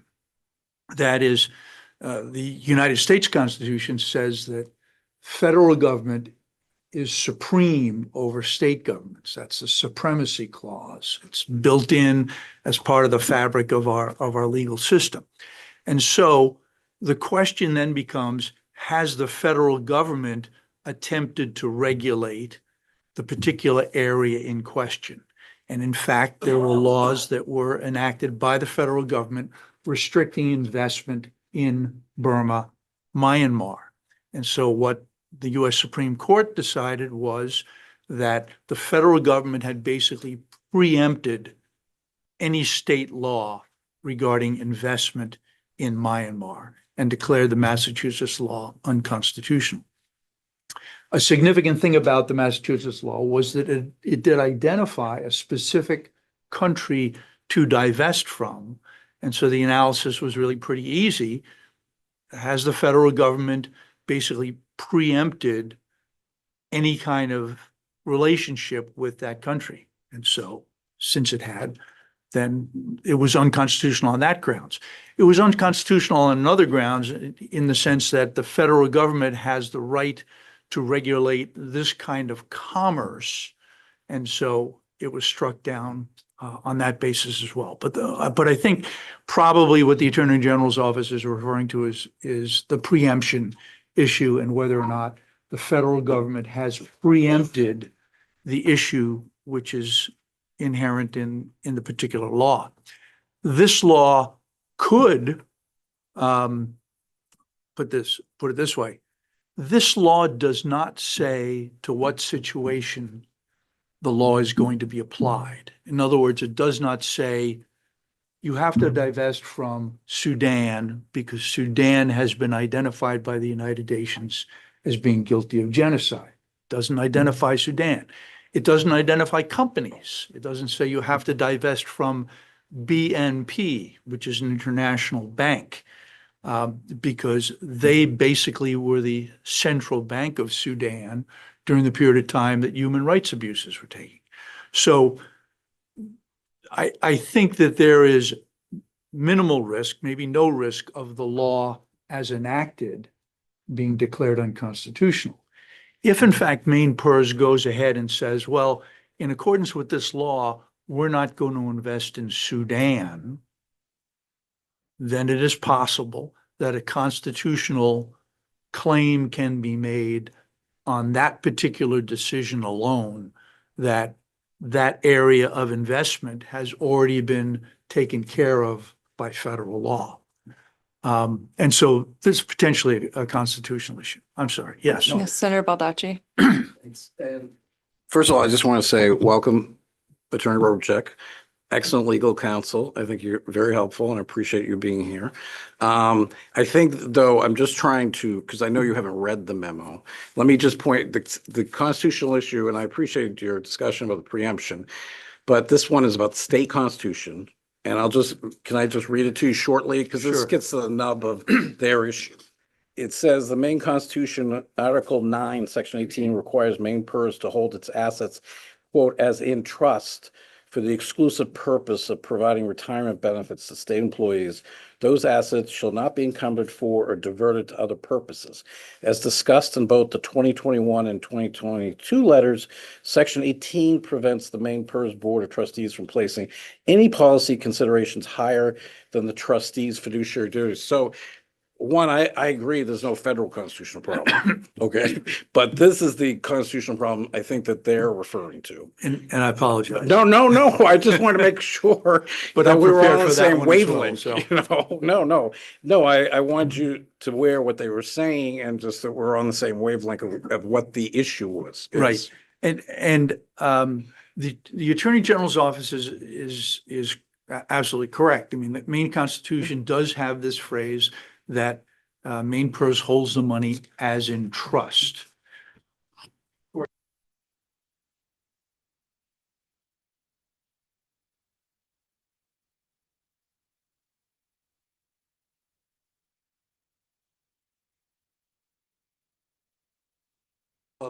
Yep. Resident of Salisbury is conducting here. Yes, Representative Greenwood.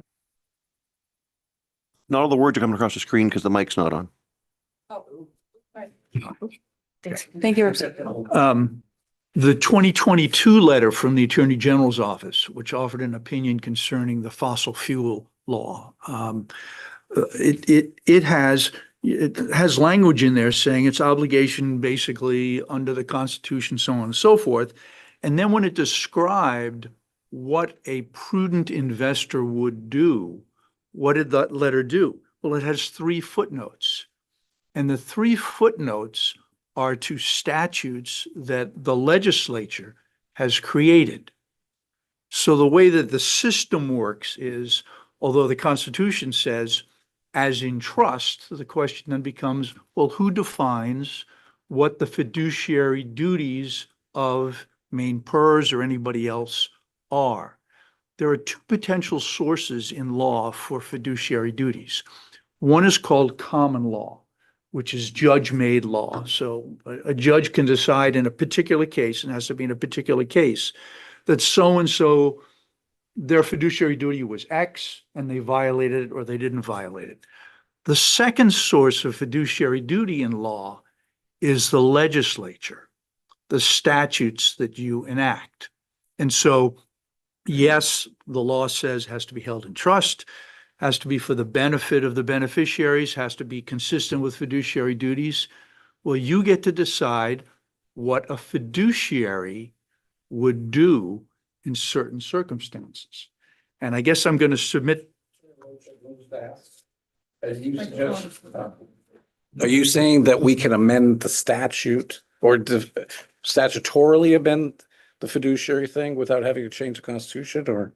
Oh, you don't have to change the Constitution at all. Okay, that's what I'm asking. Right. But don't we have to change something Well, or do something? you can certainly do it by implication, and that's what this does. Yeah. This sets up a framework, and basically what you're saying is a prudent person, a prudent investor, a fiduciary would not be profiting or investing in genocide, would not be profiting or investing in a company that has been successfully found to be violating human rights. A prudent person wouldn't do that. And you're just sort of making that explicit. I will say, among the things that this legislature has adopted, you have adopted the Maine Uniform Prudent Investor Act, 18B. You have enacted the Uniform Trust Code. In those documents, you set out what are the things that need to be considered by a fiduciary in terms of making a prudent investment. And I would submit to you that not investing in or profiting from genocide and human rights abuses that's an easy one. You're not saying don't invest in this country.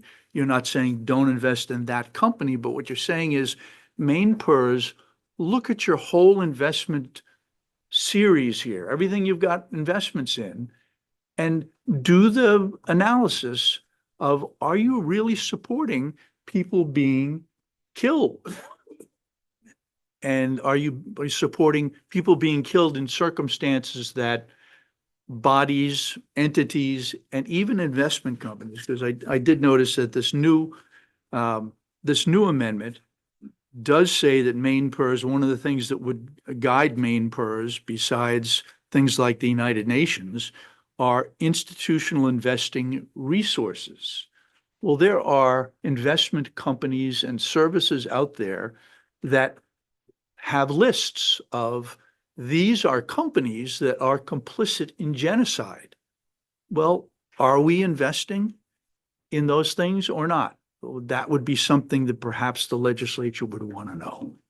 I did notice also, Mr. Obercheck, that according to the amendment I mentioned earlier, and according to this letter from the Attorney General, that by adding the wording in accordance with sound investment criteria and consistent fiduciary obligations, that would make it constitutional. Yes. So it sounds like in that wording is in there. I mean, that's absolutely necessary. Sure. I mean, Maine PERS was set up to look out for the best interests of the members, but does that mean maximizing returns?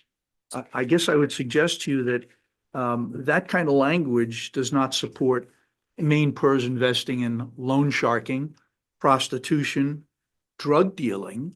Those are very profitable enterprises. If they wanted to maximize returns, there has to be some limit. And one of the things the legislature can do is impose those limits. Okay. Yes, Representative Rowland. Could you repeat what you said, the early intro to what you said got by me? According to the letter that we received from the Attorney General in response to their questions about constitutionality, with the amendment that Representative Macias has proposed to us, by adding the wording in accordance with sound investment criteria and consistent with fiduciary obligations, adding that provision into the amendment, that would make this bill, LD 1383, constitutional. Yes. So back at the analysis by Kristen, where she was going off of the Maine PERS retirement system, a couple of bullet points. The first one ends with a phrase that I can't get by at this point, which it says that Maine PERS members, solely for the interests of Maine PERS members, retirees and beneficiaries, and obligates the board to not use their position of trust either for personal gain or for advance other causes. Now, that's a broad category of other causes. I would, at this point, feel like we're here considering other causes. That somehow we're supposed to take from here and here and here and come in here and say, this is in the Constitution about Maine PERS, and we'll step on that. Because this is clearly, in my mind, a political cause.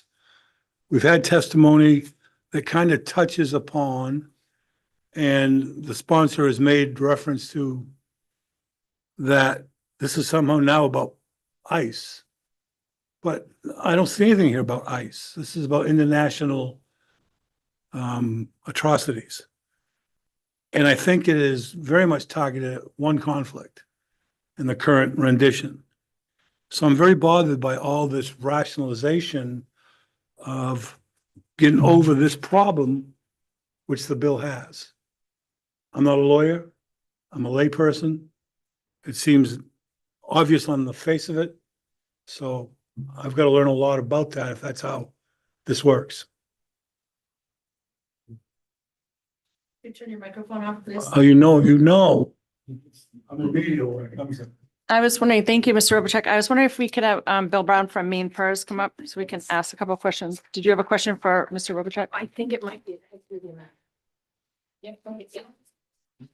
Thank you, Madam Chair. Sorry to jump right in. So, I'm just looking under the definitions component where it talks about under current definitions, it has under number 1, item A, in the absence of a determination and it has a whole list. And then section B under definitions goes on to talk about for any entity that has been credibly accused, and it has a whole list. How is a credible, how is it determined what a credible human rights organization is, and what constitutes credibility of the accused relative to what's defined in Part B? Well, that I think comes within the discretion of Maine PERS to do that kind of an analysis.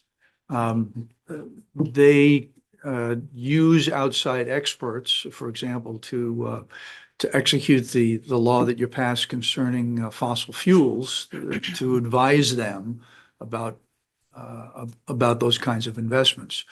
I would anticipate that it would be the same kind of thing here. Credibly accused,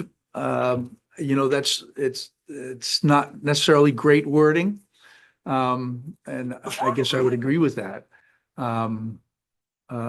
But I think that in terms of, is there a company or an entity that has been accused with proof time and time again by numerous non-governmental organizations or even ICE through the Secretary of State's office, I mean, they have their list of companies as well that are guilty of human rights abuses. Well, some people will find a variety of those kinds of things credible accusations. And certainly when they all come together, there's credibility. Oh, if I may. Oh, my mic's still on. Sorry, I guess I can. My mic's still on. Thank you for that. So then, if I'm understanding correctly, it's under the discretion and purview of Maine PERS then to make that determination in terms of credible entity. And I'm not saying that they should or shouldn't. I'm just kind of trying to play it out a little bit. What happens if they get it wrong? Are we all coming back here in a year? I mean, how does it, I'm just trying to like visualize in a linear way how Right. it plays And out. I think what, yeah, I think what, the way that it works or the way that it would work, is as long as they have made a good faith consideration of a particular investment, that falls within their discretion. Maine PERS has wide discretion so long as it's consistent with their fiduciary duty to invest in A or invest in B. And can it be challenged? Well, you know, anything that a state agency or the state does can be challenged. I think we all know that. But the question is, can it successfully be challenged? And I think as long as they've made a good faith evaluation of the situation, I think that's a loser of a lawsuit. Thank you. Very helpful. Okay. Thank you for Thank you. coming. Bill, are you willing to come up now? Some questions? So, I'm not sure. Oh, go ahead and introduce yourself. Sorry. Hi, Bill Brown, the Director of Actuarial and Legislative Affairs for the Maine Public Employees Retirement System. I'm not sure if you've had an opportunity to see this amendment. Probably not because it just got passed out. I have seen this amendment for the first time during this meeting today. Yeah. So I No, that's wouldn't fine. want to comment on anything specific in it. One of the things I had a question about is I have a lot of questions, but in reading through some things, we had some previous statutes that were or previous times that we've divested. And I think before, I think Mr. Robichek mentioned Sudan in Myanmar, in Maine, we've had some, and those were repealed because for a variety, whatever the reasons were, those were repealed. Am I right in saying that? Yes, well, they have been repealed. I'm not privy to why the No, no, legislature yeah. repealed those, but yes. Okay, but because at one time there was it apartheid, Sudan, and there was a few others, is that right? My reading showed South Africa, Sudan, and Northern Ireland at one point. Okay, so the determination was made, I know, and you have no idea what, some determination, we don't know what it was. Some determination was made that it was no longer necessary for the state to divest from South Africa, Northern Ireland, and Sudan. Okay, so if this was implemented, then to Rep. Bramlett's point, there could be some determination or some review made that those divestments were no longer necessary theoretically. I'm I not. don't know that that was really a question. That was more like a comment. Thank you for looking at me that way. That helps. All right, Senator Baldacci. Yeah, I'm not sure what the outcome of that conversation, but I don't mean to steer this in a totally different direction, but are there, just talking about the idea, okay, let's get out of whatever verbiage we got here, just the concept, which is well established, of socially responsible investing. Is that something that are there standards or practices for that type of investments by other states? I mean, is there models we can look at that could help us? I mean, without having, I'm not getting into all these definitions right now, but the idea of socially responsible investing makes sense. You know, investing in positive things and not investing in bad things. So, but is there a standard that other states have for the general concept? I'm not talking about necessarily trying to define an international conflict, but for socially responsible investing, are there standards for that? I mean, I would say yes, and I would mention that at the beginning of the year, Maine PERS filed with the Labor Committee, our annual ESG report as well as our annual divestment report. Okay, well, can we have a copy of that? Certainly. I mean, I'd like to know what, because I think many of us could embrace the concept of socially responsible investing, knowing without having to micromanage these trustees, because financial situations change, economies change. But I'd like to know if you have protocols from other states about socially responsible investing that we could look at just to see what other states are doing. Your analyst is highlighting on page 33 of the materials Okay. that she provided to you. Okay, page 33. Yes. Okay, I'm not sure if I have the blue thing. This one? Mr. Chair, if that helps to Oh, answer the your last inquiry, that was in relation to, I believe, an information request you might have made at the public hearing related to policies other okay. states have adopted. Yeah, okay, thank you. no I problem. appreciate that. No problem. I didn't look at page 33. Sorry. Can I just ask a quick question along that line, Rep. Greenwood?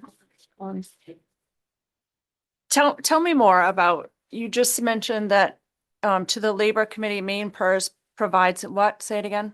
Annual ESG report, which covers many of the topics that Senator Baldacci Okay. mentioned with environmental and social governance, Oh, okay. as well as a divestment report, which is particular to fossil fuel divestment and private prison divestments, which are other statutes you've heard a lot about.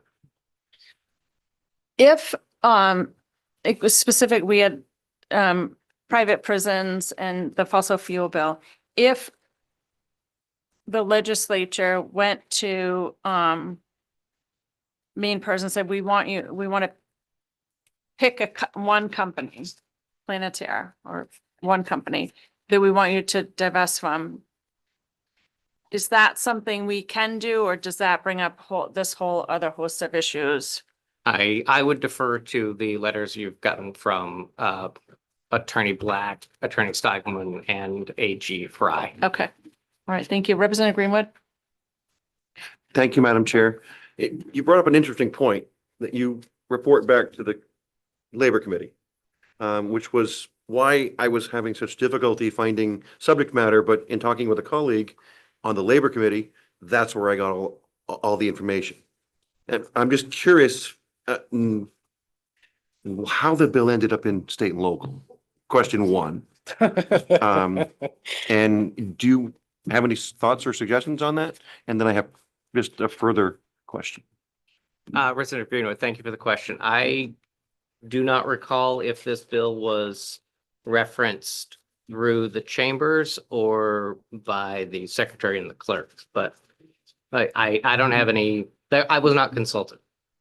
It just seems like, since you report back to that committee, that maybe in the future we could check back on, see this type of issue should maybe go to the committee of jurisdiction that deals with Maine PERS. I don't think the chairs were consulted either. Yeah. But in looking at Public Law 2021, Chapter 231, I guess what caught my attention was the executive summary talking about the Maine Constitution. In fulfilling its fiduciary obligations, the Board of Trustees owes Maine PERS members, retirees, and beneficiaries a duty of loyalty to follow the exclusive benefit rule established in the Maine Constitution by acting solely on the interest of the members, retirees, and beneficiaries as recipients of retirement or related benefits. Isn't that really what the Constitution says we should only be focusing our investments on? cherry picking, other areas would probably not be the best sound financial advice. Well, as neither an attorney nor a financial advisor, none of this should be construed as advice in those arenas. But what I would say that our interpretation is guided by the advice we do get from the Attorney General. And as we've stated, we use that to make sure that we are discharging our fiduciary duties. I think I hear what you're saying, Representative Greenwood. But I noticed like we've told, the divestment from for-profit prisons and the fossil fuel. So we've directed and given some specificity for some of these some of these investments. So we've certainly given that. I understand what you're saying. That question. Other questions for Mr. Brown? Yes, Representative Tool. Thank you, Madam Chair. So a few minutes ago, you were talking, someone had asked about other state policies. I believe it was Senator Baldacci. I'm wondering, is there an overarching federal policy that governs how you operate? I mean, I know not to go down east, but we've had some issues with our county's fiscal solvency and some red flags there. Is there an entity or agency or whatnot that governs how you conduct your business, so to speak, that may also come into play here? Representative Tool, thank you for the question.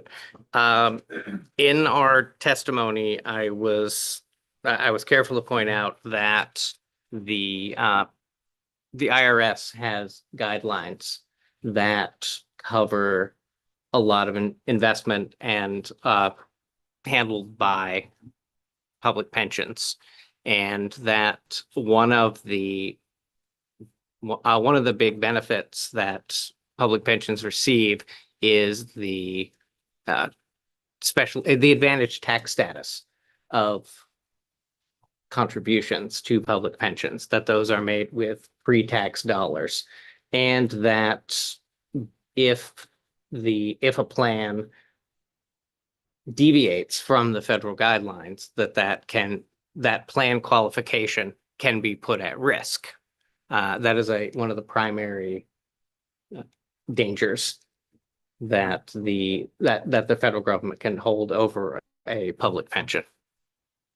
And thank you for that. And I guess what I would ask in follow-up to that is, obviously, the amendment that was presented today hasn't been run by the IRS, but is that something you've considered either with amendments to this point in the bill to this point and would do with what has been presented today? Is that you would get some ruling from the IRS and other entities that are come into play? Thanks again, Representative Tool. We certainly could approach other entities, the IRS or our pension council.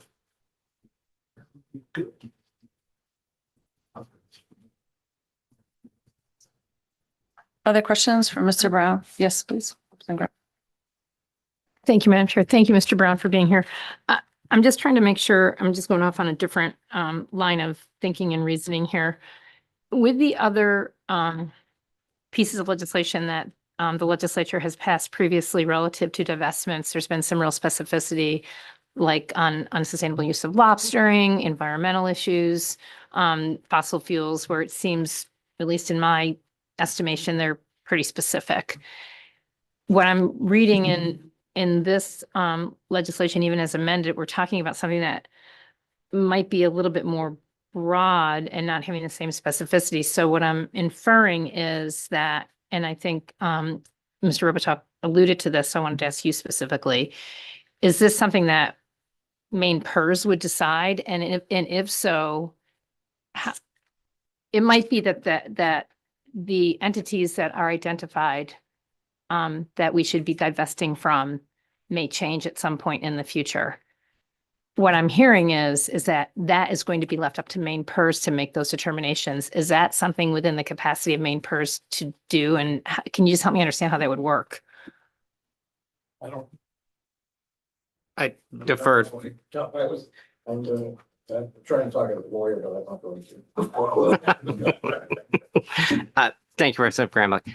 I, not having had time to really dig into the latest version of this bill, I would hesitate to say how and what would be necessary for us to come up with a scheme that might adhere to this. We have a member online, a member of the Board of Trustees who can answer those questions. A follow-up, if I may, with respect to folks that are online, it's my understanding that this would be something that Maine PERS ultimately would have to administer.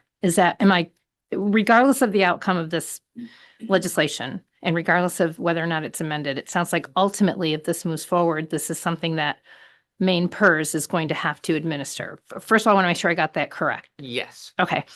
So then it sounds like based on your last answer, you would need a little bit more time to ascertain, given that you hadn't had an opportunity to see the amendment, how that would be administered. Is that correct? Absolutely. Thank you.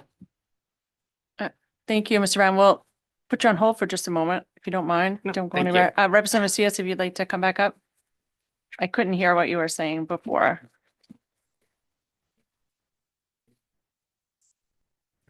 We have a member of the Board of Trustees, Maine PERS Board of Trustees named Nick Fuller. He's online, and he's here for just another 10, 15 minutes. Okay, yeah, if you can, if you say his name again, so Nick Liz can bring Fuller. him up. Nick Foley, and it's Nick from the Fuller. Maine PERS Board of Trustees. Yes, ma'am. Okay. He's not here. Okay, all right. But if you can stay, he's not here, but oh. Maybe here.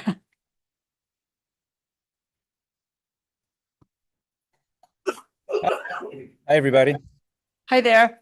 Hi, sorry, you can see I'm zooming in from my classroom here. My students are just dismissed and we have a staff meeting in 10 minutes, but I'll try to be Okay, thank helpful as I can.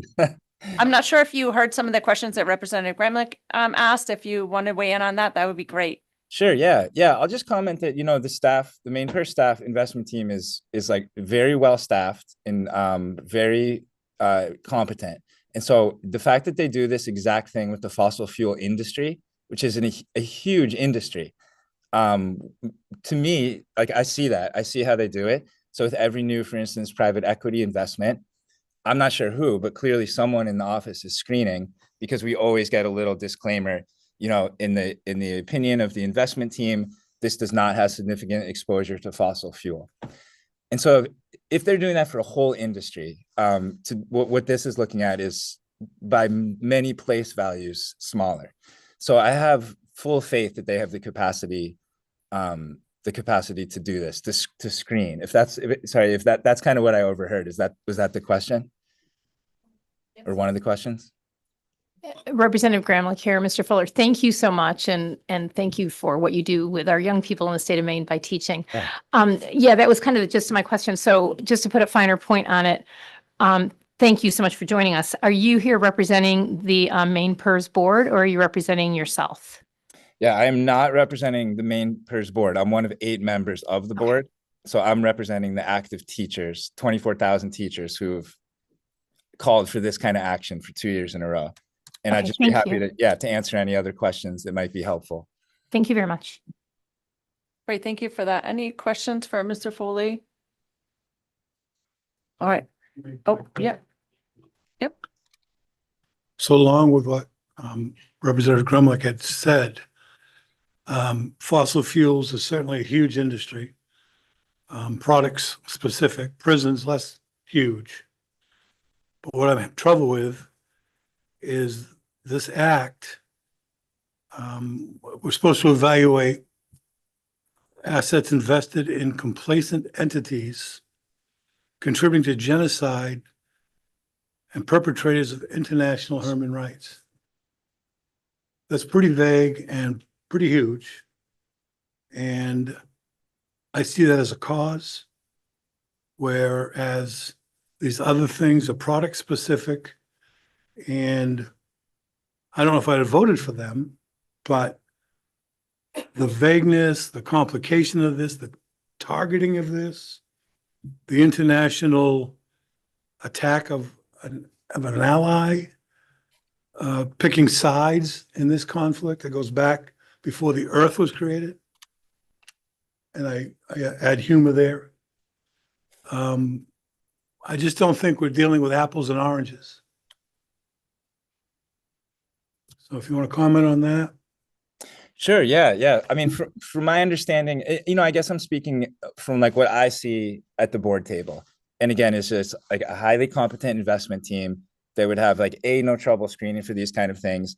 And then B, and this is what I mostly care about because I'm here for my colleagues and I see how hard they work and to make sure that their retirement benefits are met. This investment team, for them to reallocate such a small portion of the fund into something that could get the same amount of returns with less risk would be child's play. So simple compared to what they're doing on a much larger scale. And from what I've seen, so I guess it's like, I don't know how the bill is going to be maybe changed in the House or the Senate to be a little more specific, but I just want to provide the confidence. I hope that you hear the full confidence I have in the investment team to make this happen. And I hope that that comes off, that you would share that they can do this because they're doing it on a much, much, much larger scale. Because from what I had seen, the number of companies like in our public equities holding was like 3 dozen, and this is just in public equities, which is a small, less than half of the whole fund. So I guess I'm just really, comparing it to the fossil fuel. When I look at that, I'm thinking like, what an amazing job they have to do to screen. And if they can do that, I have full confidence that this would be pretty simple. Thank you. So you see it as a simplistic issue. I don't. But if it is a simplistic issue and you're on the board of trustees, why aren't you doing it? Why aren't they doing it? Yeah, so you're not great saying question. Sure. You're not saying Maine PERS supports genocide at all. Complacent and all the language here that I think it's far more complicated than simplistic. Sure. Yeah. Yeah. It's a good question. So again, I'm one of 8 board members that oversees the pension, and I represent the active teachers, right? And so those are my constituents. But I'm also looking out for the pension as a whole. And that's an issue just that, the largest group of contributors and beneficiaries have been asking for that action. But that alone, I wouldn't want to support an action that would, even if the teachers wanted it, that could harm their retirement benefits. But then looking into the financial and risk part of it and seeing that, okay, what they're calling for could be done quite easily, very low cost, and at very low risk to no risk to potentially even mitigating long-term risk. That to me was as a board member when I bought onto it. It checked all those boxes for me. So whether coming from within your board or from somewhere else, you believe your fund managers have the ability to analyze their portfolio and make adjustments and go before the Labor Committee with their list of ongoing and investments to divest from. Oh, yes. Yeah, 100%. I mean, these people are so brilliant at what they do, and they have layers upon layers of consultants and financial firms to advise.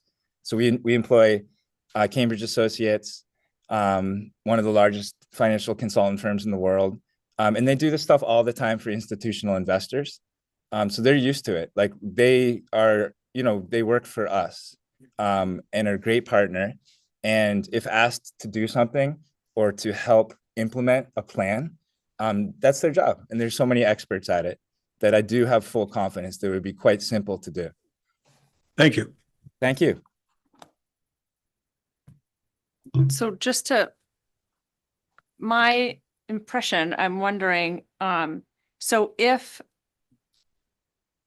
the board was asked if the investment team was asked by a board member to do this, could they do it on their own? the board of trustees would need to vote on to approve something as a board, not an individual member. And I think that starting the legislative process on this to get the ball rolling is like just a really important first step that I would welcome. Again, I'm just speaking for myself, but I would welcome as a board member a little nudge. So I think that in response to what you were saying, Representative Rollins, I don't think it's something as easy as just doing it. I think they need, just like with fossil fuels, with the prisons, they need because it's in statute and because it's not just as easy as just happening within the board or with main purse. They need some action by us. That's why. Yeah.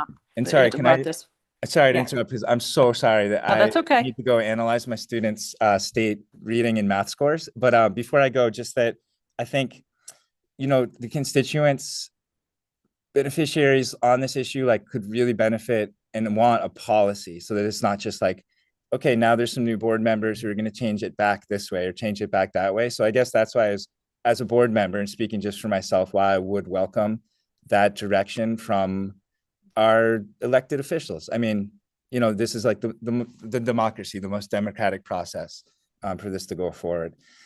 So I'm really sorry to run, but I thank you all for having me on, and thanks so much for hearing this and all your hard work too. I really appreciate it. Thank you for taking Thank the you. time to be here. We appreciate you.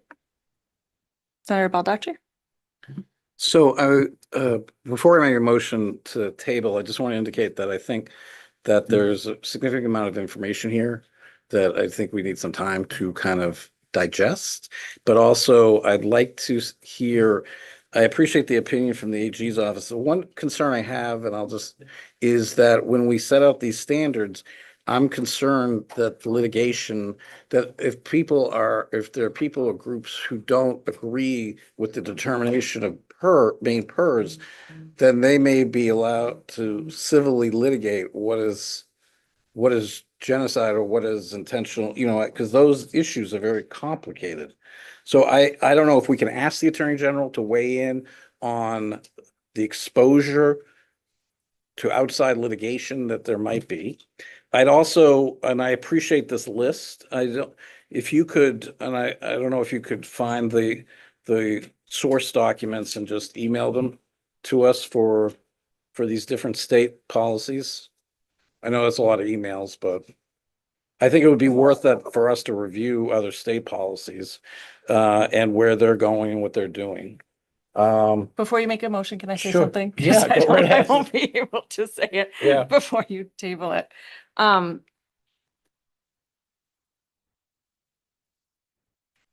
What was said multiple times during the testimony of last week, if you vote in favor of this bill, the blood of genocide is on your hands.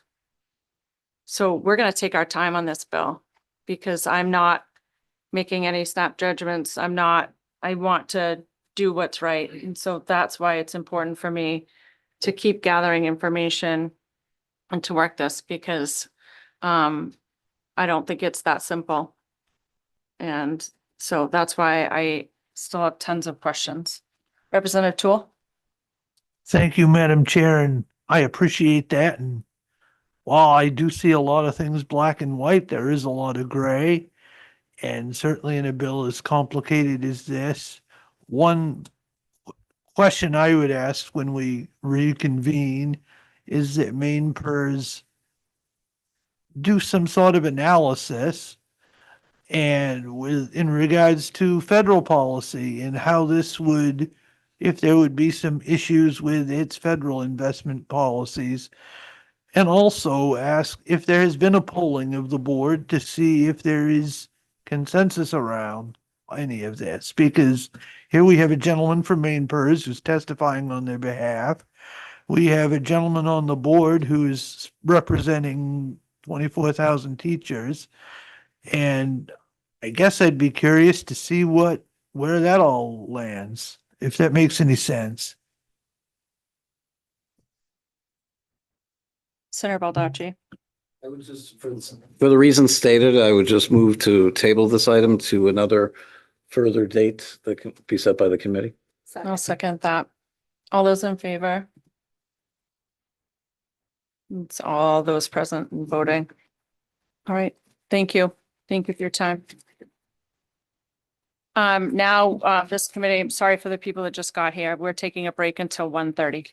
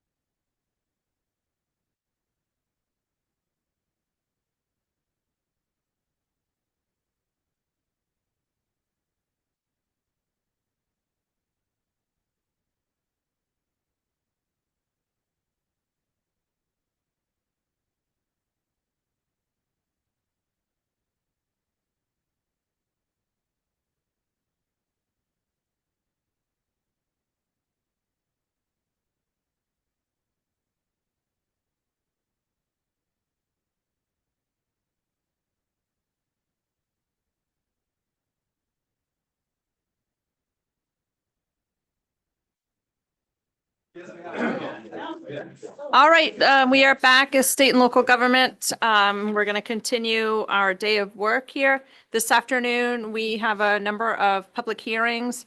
And I'll just give you the schedule of how we're going to proceed. We're going to start with LD 2148, which is Senator Stewart's bill, an act to amend the laws governing the health insurance premium cap. And then we're going to go on to LD 2158, which is an act to address vacancy on the Knox County Budget Committee. And then we have a few other bills that we'll move on. Two of them are mine and two are Senator Baldacci's bills. Thank you, everybody, for your patience. And we'll move right in. I believe we have Senator Stewart on Zoom to present his bill. Did I say the wrong thing? That's okay. 2-1. His bill is 2138. Oh, okay. His is 2139. Whew. Sorry about that. Senator Stewart's bill is 2139, which is the bill that we will start with. Oh, yes, I see that now.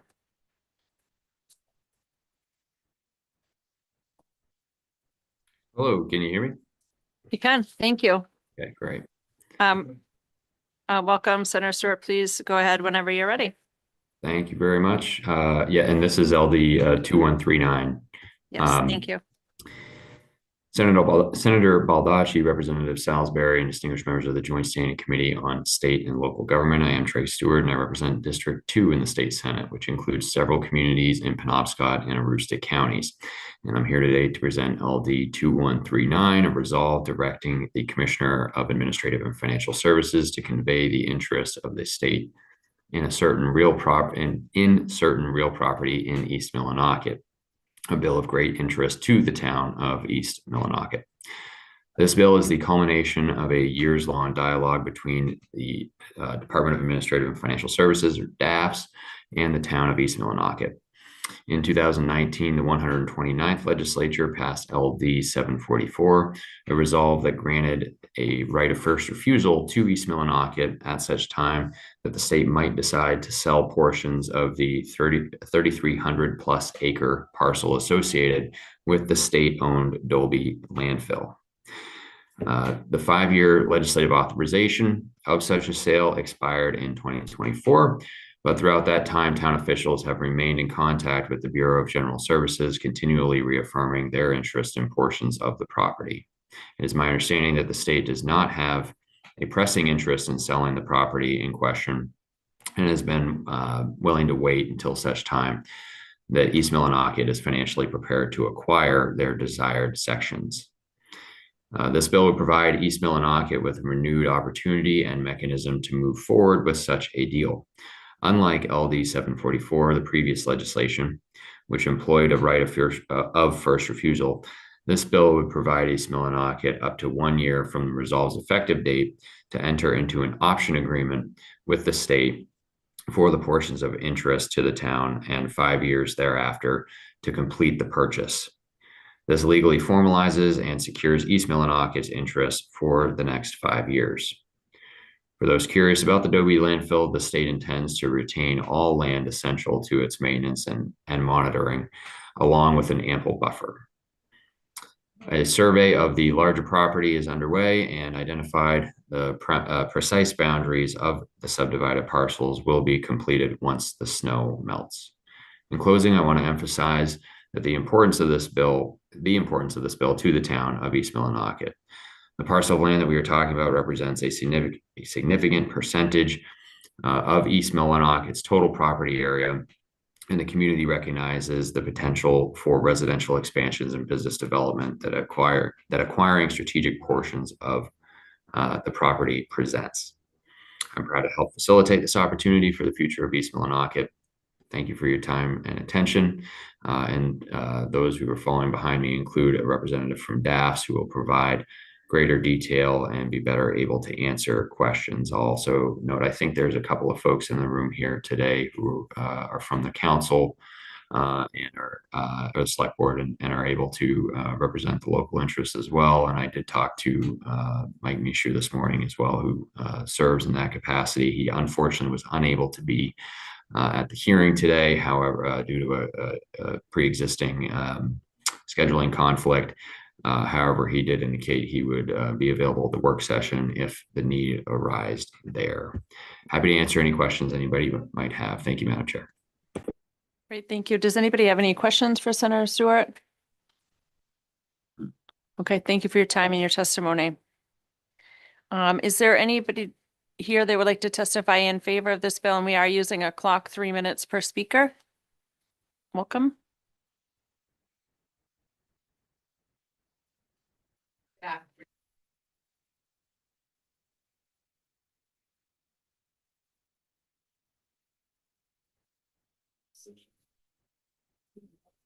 Senator Baldacci, Representative Salisbury, and members of the Joint Standing Committee on State and Local Government. I am Anya Trundy, Deputy Commissioner for the Department of Administrative and Financial Services. I'm providing testimony today in support of 2139, which is a DAF's department bill seeking legislative authorization for the DAF's commissioner to enter into an option agreement with the town of East Millinocket to purchase certain state-owned real property located in East Millinocket at fair market value. Before I go further, I want to be abundantly clear so there is absolutely no misunderstanding. The state is not attempting to offload the Dolby landfill. The state assumed ownership of the approximately 3,384 acre parcel encompassing the Dolby landfill in 2011 as part of efforts to facilitate the sale of the Millinocket and East Millinocket mills by removing the landfill's long-term liability from Katahdin Paper Company's balance sheet. The state fully intends to retain all land essential to the Bureau of General Services' continued maintenance and monitoring of the 3 landfill sites comprising Dolby. But at present, there is no legal manner to identify a subset of the larger parcel recorded in the Penobscot County Register of Deeds. The Bureau of General Services is under contract to have the entire property surveyed so that it can be subdivided to facilitate the intent of this resolve. However, the survey is unlikely to be completed before the legislative session is concluded. During the 129th legislature, LD 744 was submitted on behalf of a pair of private developers hoping to acquire the property in question for a steal and attempting to force its sale by the state. The state was not looking to sell. The property wasn't even classified as surplus. In addition, the town of East Millinocket came forward with significant concerns about the interested parties' financial viability and follow through. And furthermore, the town itself was interested in acquiring portions of the property, neighboring residential area, and as well as waterfront access on Dolby Pond. In 2019, East Millinocket was not in a financial position to purchase the portions of the property of interest, so DAFs worked with the town officials to craft the amended version of LD 744 that ultimately passed the legislature, providing East Millinocket with assurance that the property wouldn't be sold without them first having the opportunity to purchase.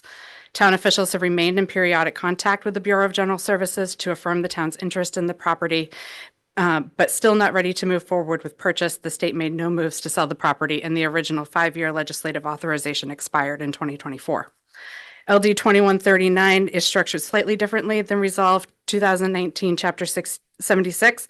Rather than a right of first refusal, it provides East Millinocket up to 1 year from the Resolve's effective date to enter into an option agreement with the state for the portion of property of interest to the town, and 5 years thereafter to complete the purchase. This legally formalizes and secures East Millinocket's interests for the next 5 years, rather than relying on the good word of DAF's leadership, especially as we anticipate a change in administration and potential turnover. We are very proud to work with East Millinocket to return this property not needed by the state to the property tax rolls so that it can be used to expand housing availability, spur economic development, and benefit East Millinocket's community. I urge you to support 2139, and I'm happy to answer any questions. I'll be available at the work session as well.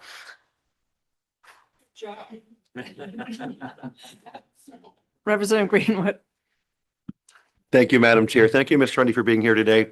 A couple of clarifying questions. Yeah. That this is not in fact a gift. This is market value. This is just the first right of refusal. Can you confirm that? That is correct. And secondly, I'm not exactly familiar with the Dolby landfill, but usually a landfill means there's trash buried somewhere, that we're going to maintain and keep secure what's there. and wouldn't expose ourselves to potential liability future if it was to expand like underground. So we're gonna have a solid buffer zone before we make any possible sales. Yes, that's correct. There's 3 landfill sites, and I'll bring with me to the work session a map of the property. It's a very, very large property. And the landfill sites are in one section of it.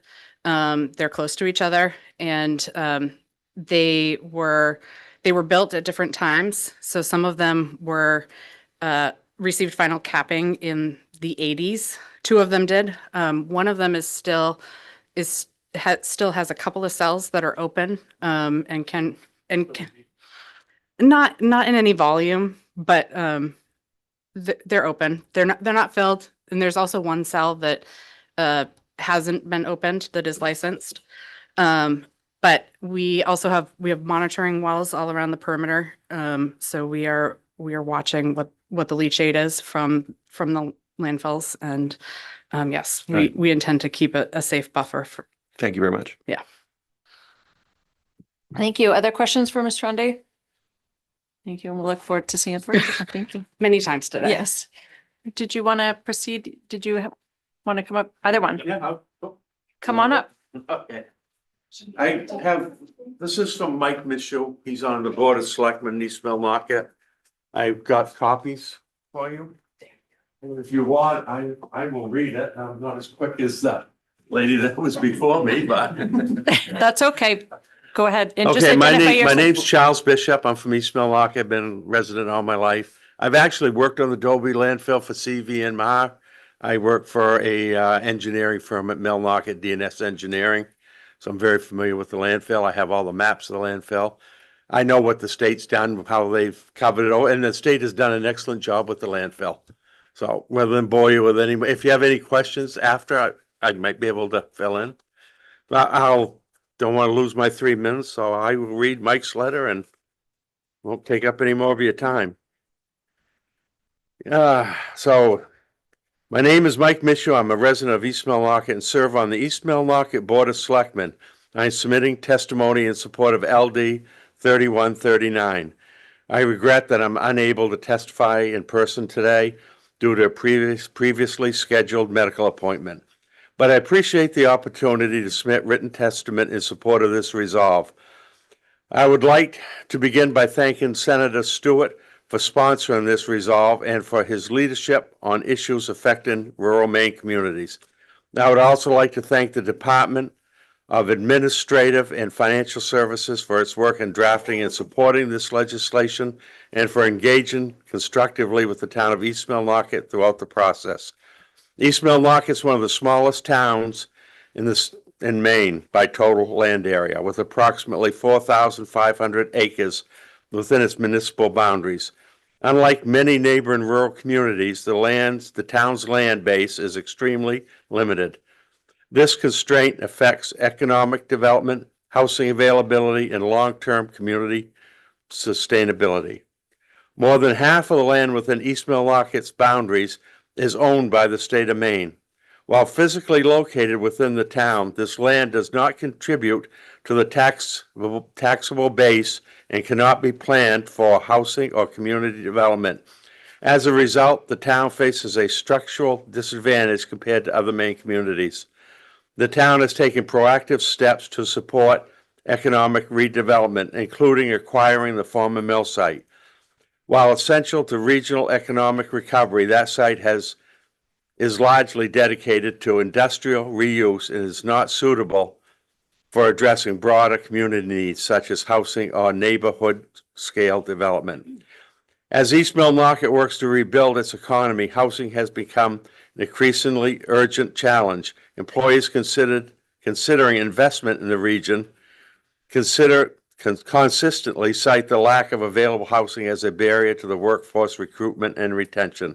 With such limited land base, the town has few options to address this need without access to additional land already located within its borders.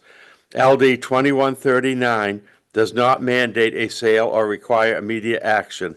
Instead, it provides a responsible framework that allows for the town to plan carefully, conduct due diligence, and pursue funding over time. It does not expand municipal boundaries or create new development pressures in surrounding communities.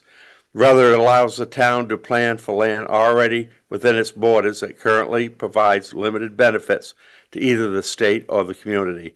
For these reasons, I respectfully urge the committee to support LD 2139. I look forward to working with the committee as this resolve moves forward to a work session. Thank you for your time, consideration. Good job. Thank you. Yeah, I did it.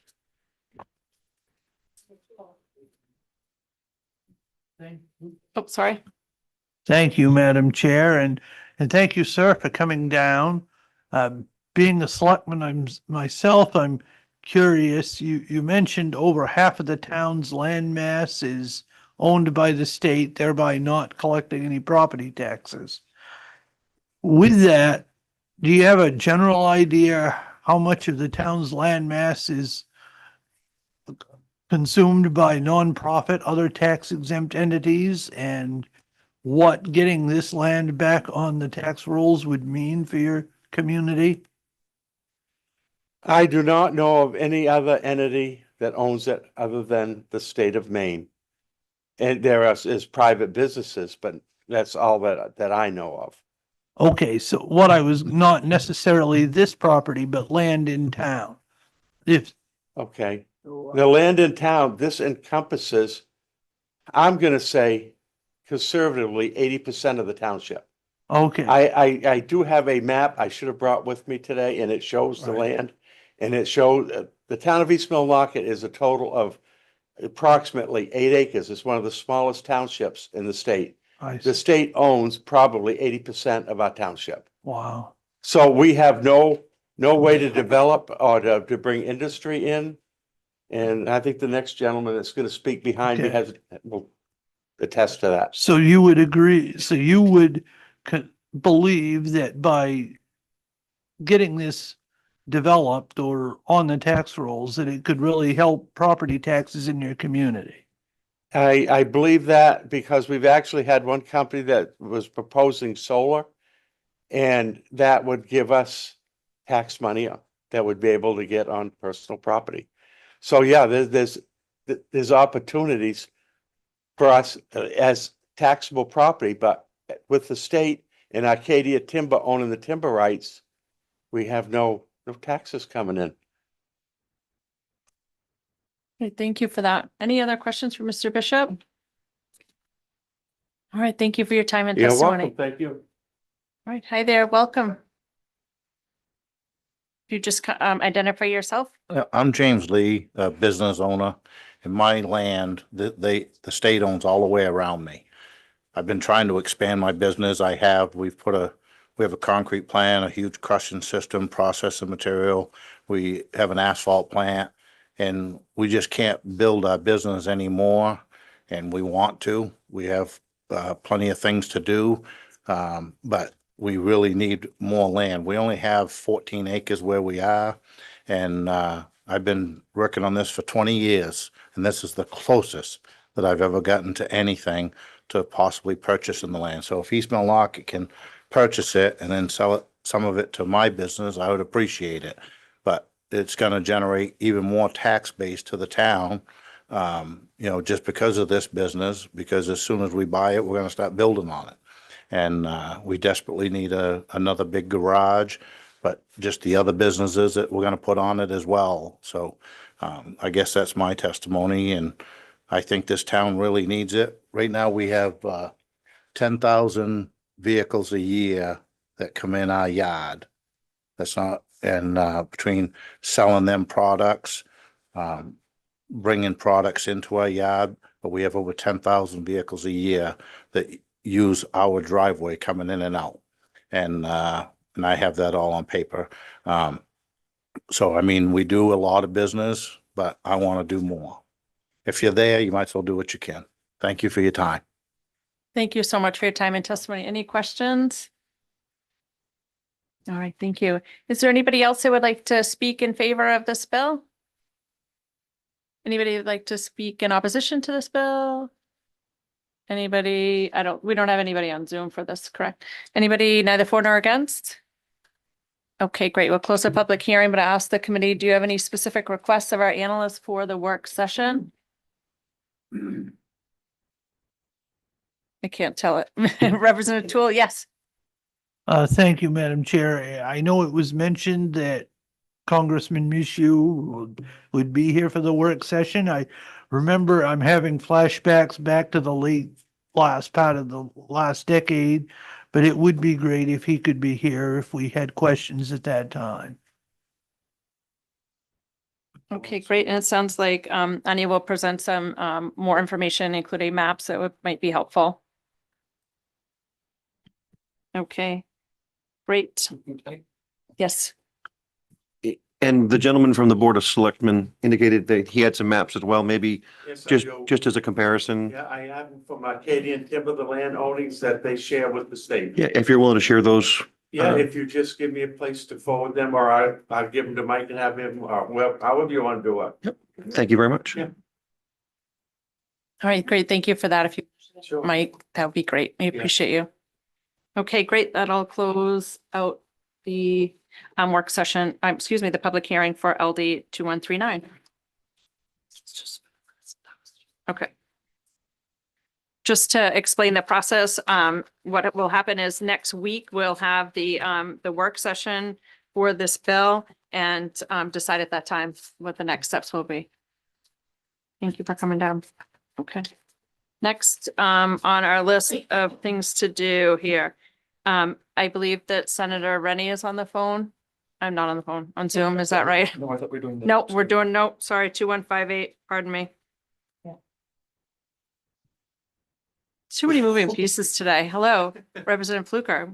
You are here to talk about LD 2158 and act to address vacancies on the Knox County Budget Committee. I very much am. Thank you so much. Good afternoon, Representative Salisbury and the committee members here today. I'm Bill Pluker. I represent House District 44, which is Warren, Hope, and Union. And I'm presenting LD 2158, an act to address vacancies on the Knox County Budget Committee. Knox County's Budget Committee, requiring 5 members for a quorum, currently has only 4 seated members. The remaining 5 seats stand vacant following the November 2024 election, which produced no candidates from odd-numbered districts. Without a quorum, the committee cannot legally convene and critically cannot fill its own vacancies. We are trapped in a legal deadlock our charter never anticipated. This isn't merely procedural. Knox County cannot adopt a 2026 budget, amend the current budget, or plan for 2027. We face indefinite interim budget operations, threatening essential services, including public safety for our 18 municipalities. These municipalities depend on timely tax assessments to prepare their own budgets. We risk cascading fiscal instability across our entire county. 4 qualified residents nominated by their municipal officers are ready to serve. However, our commissioners lack authority to appoint them. LD 2159 provides that temporary authority while respecting local input through municipal nominations. This bill is carefully crafted, expires April 1st, 2029, giving Knox County time to amend our charter while protecting against a recurrence in the 2028 election cycle. The emergency preamble is essential. Our municipalities need immediate clarity for budget planning. The Office of the Maine Attorney General confirms our legal predicament. LD 2158 offers the only viable path forward, restoring representative democracy and fiscal stability. Without it, Knox County cannot fulfill its fundamental obligation to its citizens. Please, I urge you, support this bill so we can move forward. Happy to answer any questions. Great, thank you. Representative Tool? Thank you, Madam Chair. So one question I would have is, would you be amenable to 1 year versus going to 2028? And the second question would be, when our Washington County last year, we had a budget committee bill and the commissioners had the authority to appoint an individual, different circumstance, but similar situation, different situation, but similar circumstance, I should say. And the question, would you be open to having a provision that nominees cannot work or have worked for the county within 3 years?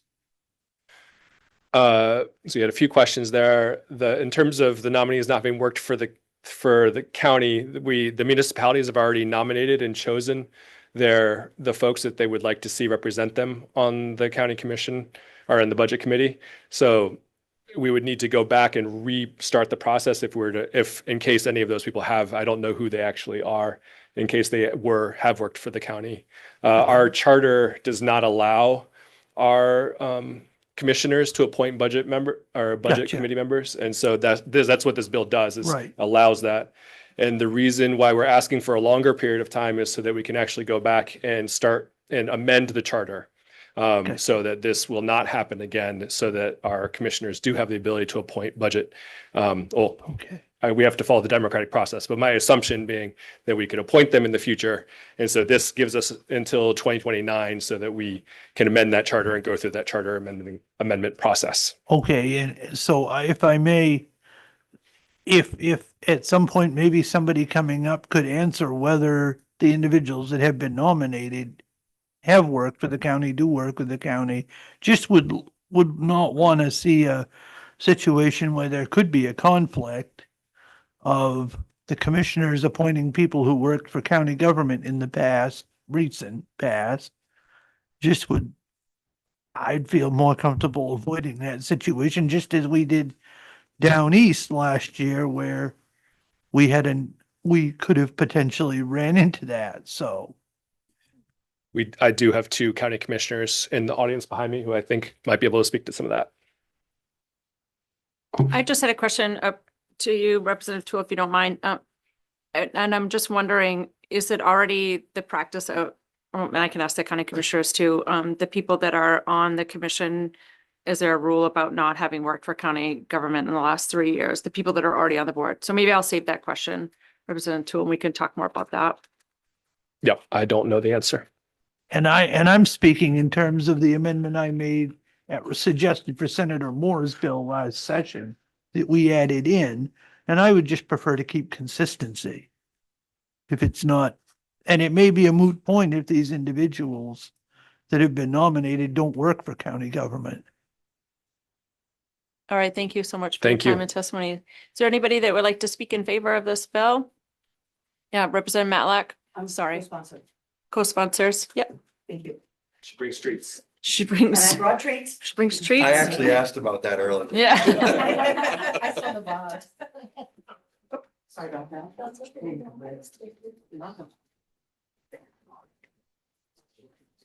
Good afternoon, and I had asked that we go early so that the treats will sustain you through the afternoon. Yes.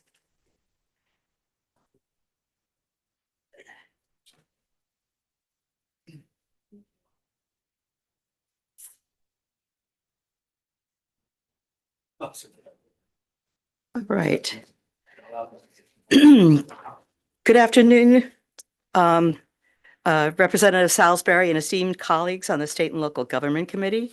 My name is Ann Matlack, and I represent House District 43, which includes the communities of Cushing, Thomaston, South Thomaston, St. George, and part of Owl's Head, all in Knox County. I'm here today to testify in support of LD 2158, an act to address vacancies on the Knox County Budget Committee. I should also mention that I served for 10 years on the Knox County Budget Committee in a previous life. So I am familiar with what the operations of the Knox County Budget Committee is all about. It is an elected board. People take out papers or they get signatures to be on the ballot. And if they don't get on the ballot, they go through the process of having people vote for them. So it is an elected position, which is different from just about every other county. And as Commissioner Glazer will tell you, all counties are different. Esteemed author Edward Gorey once wrote a children's book entitled The Dwindling Party. It is a story of the McPhizzett family's visit to Hickiac Hall and the mysterious disappearances of family members in the customary Gorey fashion until only one, Neville McPhizzett, remains. As Neville remarks, it was all for the best. Well, it appears the same problem may have occurred in Knox County, to the Knox County Budget Committee, although unlike Neville, I do not think it was all for the best. As Representative Pluker has explained, there are no longer enough members of the Knox County Budget Committee to transact business, nor to fill empty seats because there is no quorum. You have before you a simple, short-term fix to this dilemma. Allow the Knox County Commissioners to appoint Budget Committee members until the committee can once again function. And this fix will sunset in 2029, when it is hoped the county will have updated its charter and rectified this issue. Representative Toole asked about the 2029 and why we didn't do it sooner. That's because we are going to have a charter commission, and it takes more than a year to do a charter commission, which is why they pushed it out to 2029 so that we have sufficient time to make the changes that need to be made, including thinking about how this one could be fixed. I hope the committee will see its way to moving forward with this bill. I had asked about having a work session call for this and voting today, but as Representative Greenwood wisely suggested, next Wednesday would be soon enough in order to hear from other folks here and also to let other members of the State and Local Government Committee who are not available today hear what's going on. So I hope that you will take this under consideration and allow the Knox County commissioners to appoint one or so new county budget committee members so that they can restart their budget process. Thank you. Thank you so much, Representative. Yes, Representative Greenwood. Thank you, Madam Chair. And thank you, Representative, for bringing this forward. I'm familiar with county budget committees under statute. I'm familiar with county budget committees under charter. Having been an Androscoggin County Commissioner for 8 years, putting forth a charter, I understand the process. I am willing to help in any way we can. My only one concern is, we're pushing it 3 years out, which I think is a little longer than need be. But I'm willing to get you over the hump. Okay. So, because if this is, let's assume this passes, has an emergency preamble. Somebody convinces the governor to sign and then it's law. You folks are up and running in just a matter of days procedurally. So we're in 2026. 2029 just seems a long ways away to keep it open. Right. So I just want to kind of close that loophole if we could come to a little bit of a consensus on that, but I'm willing to help you in any way we need. Thank you very much, Representative. I know that one of the county commissioners has thoughts on this issue, and I'll let her explain, and then we can also determine whether or not it's in the best interest of the bill to make those changes to make it, keep it moving forward. Great, thank you. Other questions for Representative Matlack? And also to mention, working for the county, in my 10 years on the budget committee, and there are 9 budget committee members, and so there were several different people working there. I never met anybody that worked for the county on the county budget committee. So I don't think that's a real issue in Knox County. Great, thank you for that. You're welcome. Is there anybody that would like to testify in favor? There you are behind the pole. Hi, welcome. Hi there, welcome. If you can, when you're ready, just identify yourself.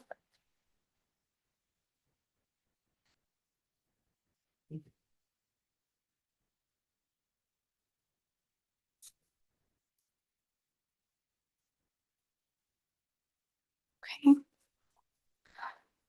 All right. Good afternoon, Representative Salisbury and distinguished members of the State and Local Government Committee. My name is Morgan Hind. I am one of 3 Knox County Commissioners. I represent the towns of Washington, Union, Warren, Cushing, Friendship, and Appleton. I'm here to speak in support of LD 2158. I had a whole written paragraph about how we got into this mess, but I think Representative Pluker and Matlack both did a great job to explain why we're here. I will also just mention that in this process, we did seek the counsel of the Secretary of State, the Attorney General, and our own legal counsel, and determined that this is our only legal path forward. And that this emergency legislation will allow us, really all we're looking to do is approve 1 of the 5 open seats. So we are, as the commissioners, not interested in being the folks who vote in all 5 of those seats. We just want 1 so that we can meet the quorum. The regarding the sunset question, I definitely understand your hesitancy to give us 3 years for that process. I think we probably could work around it with 1 year. I think it just gives us a little bit of safety to have the 3 years. That said, we've been speaking with all of the municipalities and the budget committee district members, and they are now well aware of their role in making sure that those seats are full. So I think between the county and the municipalities, I would be shocked if we ran into this issue again, but it does give us a little bit of a buffer to give us time to revise that charter, but I can understand why the committee may not want to give us that time. So I think we'd be open to the 1 year if that's possible. I'll also mention that Knox County is currently operating under our 2025 budget, which is significantly hampering the county's ability to function at full capacity. And the consequences will become more acute if we do not, if we're not able to pass a 2026 budget. We're really fortunate. We have great leadership at the department levels within the county, particularly including our finance director, who has worked really closely with all of the departments to maintain critical functions. But we will likely have to have more drastic cuts if we don't find, if this solution doesn't move forward, because this will keep us stuck in this cycle until 2028. So we'll have a 2025 budget essentially for 3 years. Our sheriff is here today. He can tell you what that means for public safety. I think that's the biggest budget item.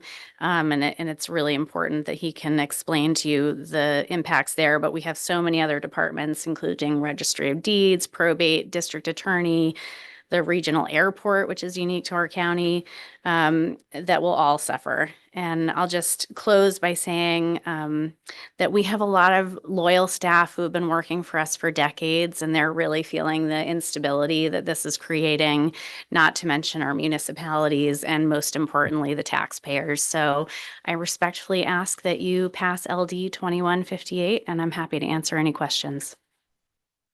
Thank you so much for that. I appreciate that. I just had a quick question for you, Ms. Hind. And I'm not that familiar with how your different boards work and stuff. So you have your county commissioners, and then you have this the budget committee. Referencing to Representative Toole's question, do you already have like something in place that says that you can't? Is it all? They're all elected officials, so you probably don't have any sort of policy around like if they can work for the county or anything like that? I can't answer that question. However, Commissioner Glazer is here with us today, and he was on the last county charter committee and will know those questions, I think, inside and out. In terms of who we currently have nominated for the 5 open seats, I'm not aware of anyone who has worked for the county before, so I don't think that's an issue right now. But I think Representative Glazer could speak to whether or not that's been discussed in the past. All right, thank you so much for that. Okay, thank you. Representative Toole. Thank you, Madam Chair. And part of my question was, you have 9 members, it's a 9-member committee. Yes. And you have 4 full seats at currently. Yes. And there's 5 vacancies.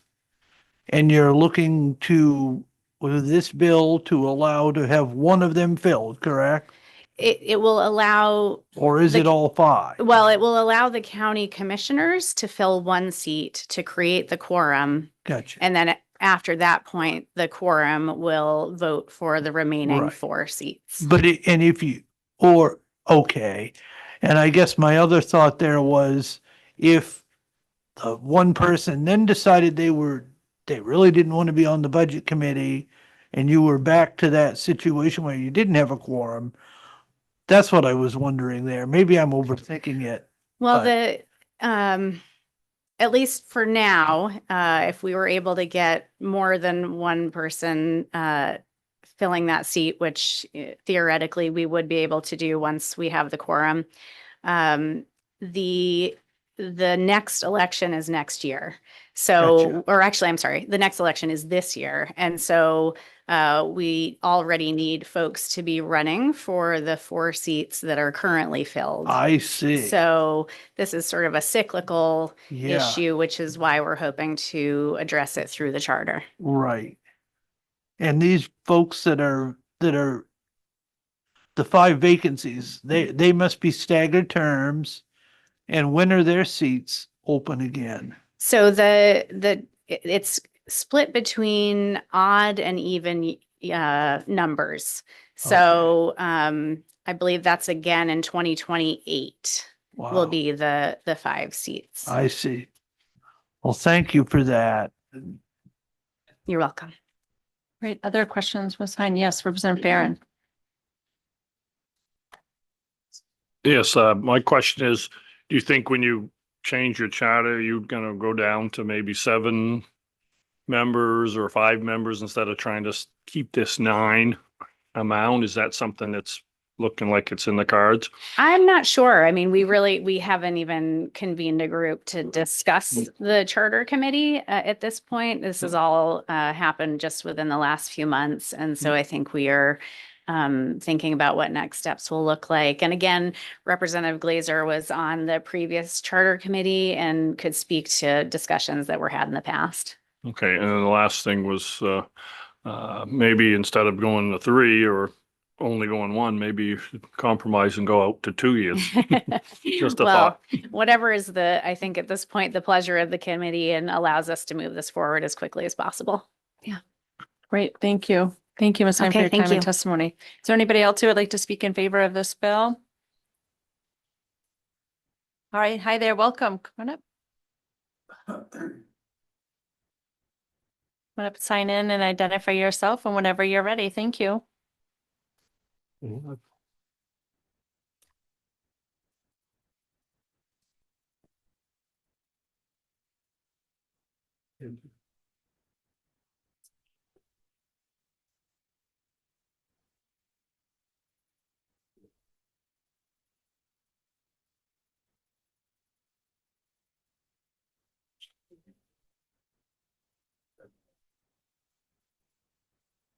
Hi there. Welcome. Thanks for being Welcome. here.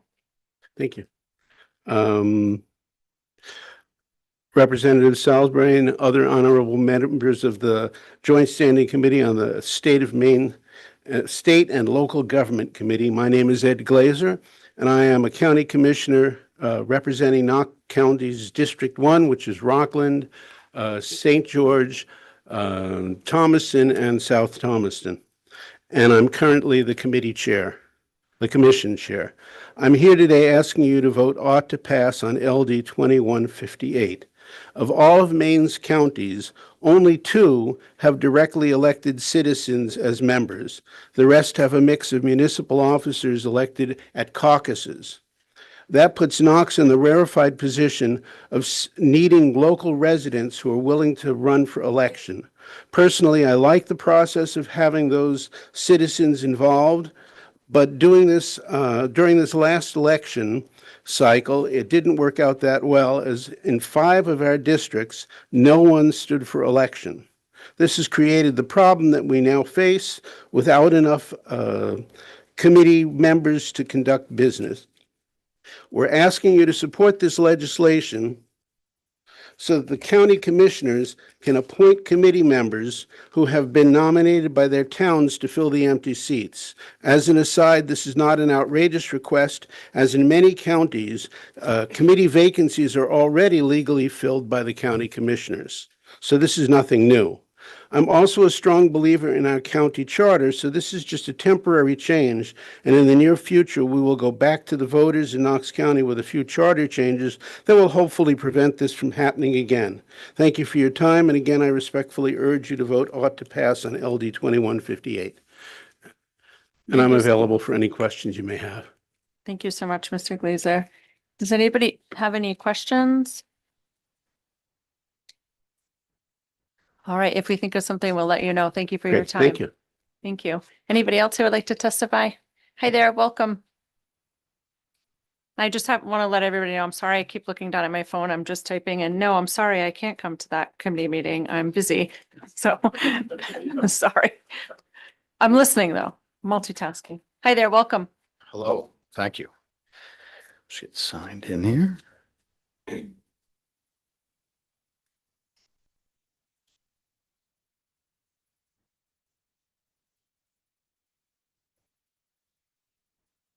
Oh, good afternoon, Senator Salisbury, honorable members of the committee. My name is Patrick Polkey. I'm the current sheriff of Knox County and also a resident of the town of St. George. I'm here to speak to you today in support of LD 2158. You've already heard a lot about the problem and how we got here, so I'll skip the first couple paragraphs and kind of get to how it impacts public safety. As most of you know, public safety cannot wait for budgets. Crimes happen, emergencies happen, and we have to act.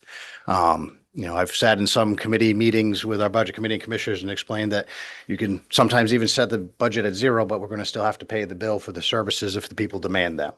I've always said that kind of tongue in cheek, never thought we would be in this situation. But now we are in this situation for an unforeseen process, well-intentioned, but here we are. We're asking for this fix because we can't wait. We do need to have a stable budget. We do need to be able to foresee the expenses. I have to have months and sometimes even years of forward thinking of how to replace fleets, how to take care of staffing, how to address various issues within the community. By having this essentially flatlined budget, if you will, for possibly the next several years, I'm going to have to very methodically dwindle away those resources, dwindle away those services in order to still meet that budgetary restriction that I'm being given under this situation. So I implore you to, as much as possible and as fast as possible, help us through this process. I understand that you want to put up some guardrails, very understandable, but I think Knox County has been pretty methodical in trying to create guardrails for its community through its charter, through the election process that we have. But I think we will work with you folks to help make this happen so that we can take care of our communities as much as possible. So thank you for your time, and I can answer any questions you may have. Thank you so much, Sheriff Polkey. We appreciate your time. Does anybody have any questions? All right, thank you. Thank you. Is there anybody else who would like to speak in favor of this bill? Hi there, welcome.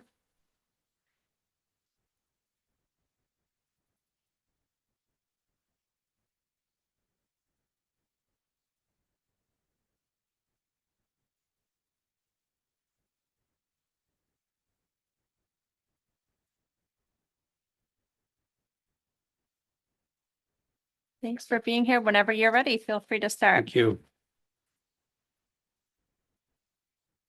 Thank you. Sorry, I don't have any prepared remarks, but I did take some notes and I just kind of wanted the opportunity to speak.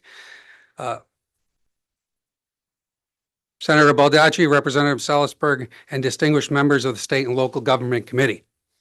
My name is William Doyle. I currently serve in the role as Executive Director of the National Correctional Employees Union. The NCEU represents 9 county correctional units in the state of Maine, comprising of approximately 500 correctional, communication, and law enforcement officers. We've been advocating from York to Aroostook County.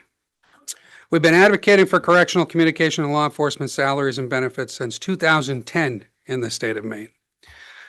We are adamantly in favor of LD 2158, an act to address vacancies on the Knox County Budget Committee, and I'd like to tell you why.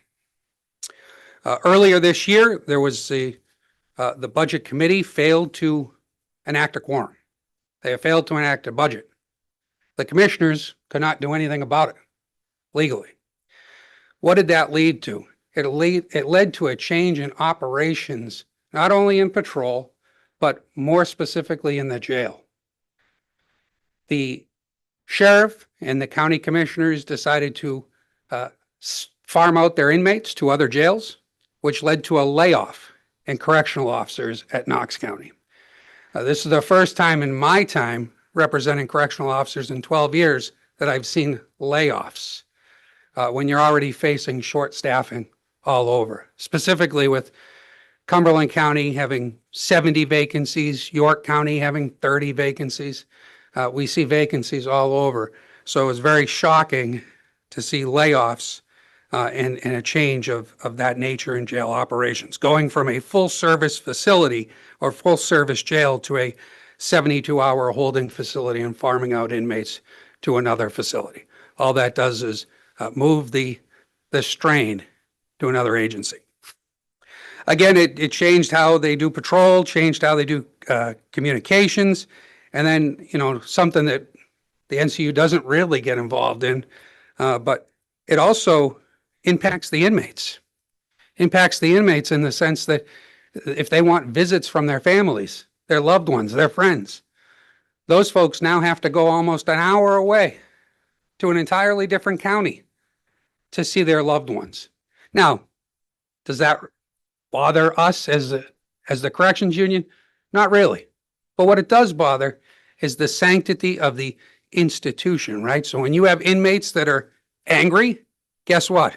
It's the corrections officers that have to deal with that, right? When they want to fight because they didn't get their phone call, because they didn't get this, they didn't get that.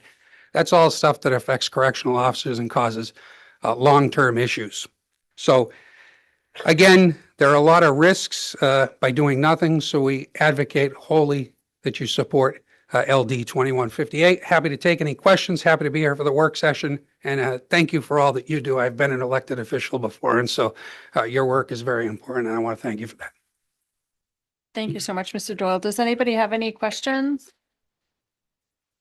No, thank you for your time and testimony. Thank you. Is there anybody else who would like to testify in favor of this bill? We do have somebody on Zoom, is that right? Sarah Ann Smith?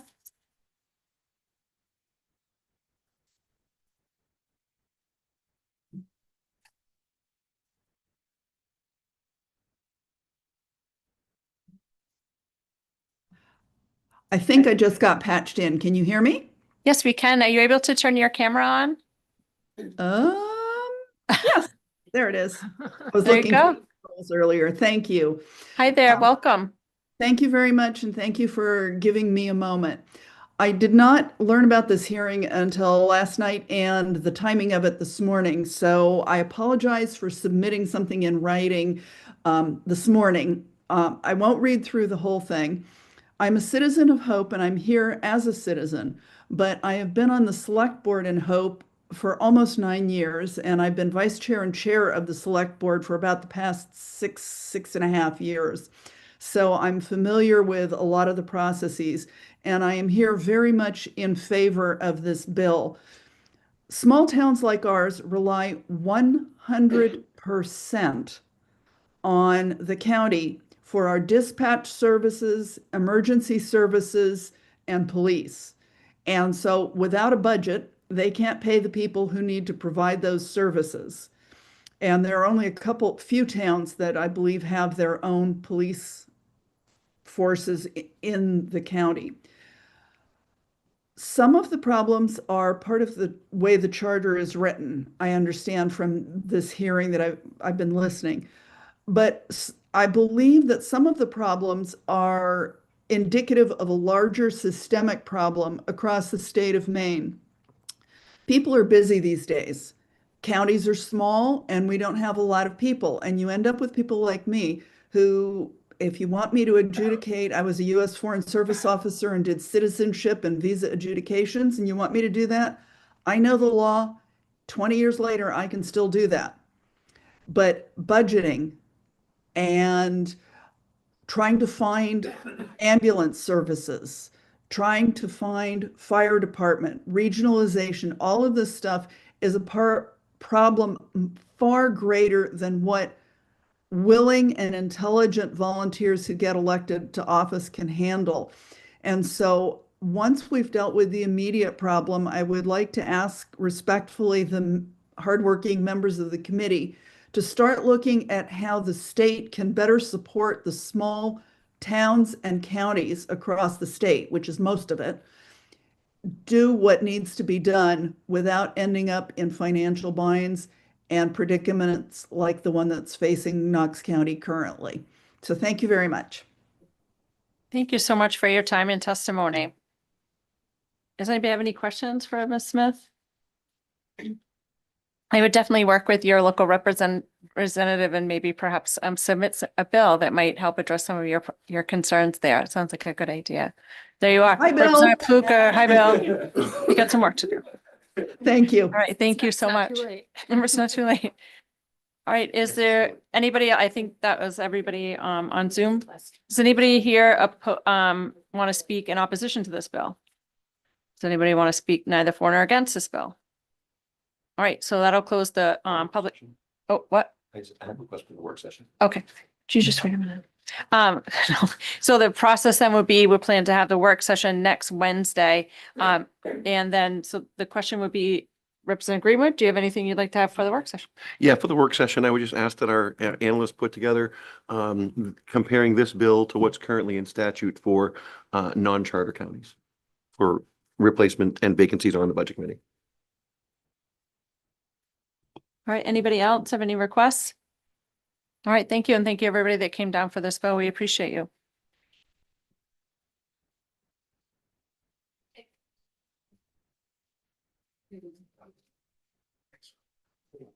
Great, thank you. Next, sorry, we are going to do 2148. Senator Rennie, thank you so much for your patience. This is an act to amend the laws governing the health insurance premium cap for state employees.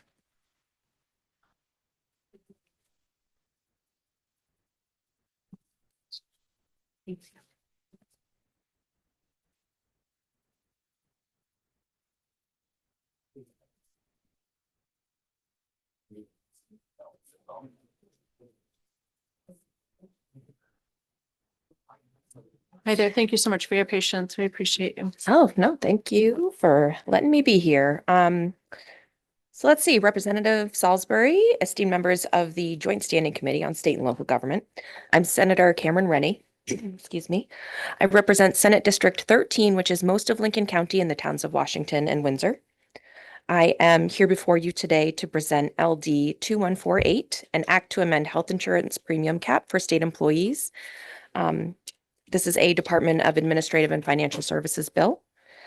The affordability and quality of health insurance benefits provided to state employees through the state's self-insured plan is well known. Access gained to the state employee health plan, among other benefits, is what often makes state employment highly attractive in comparison to the private sector.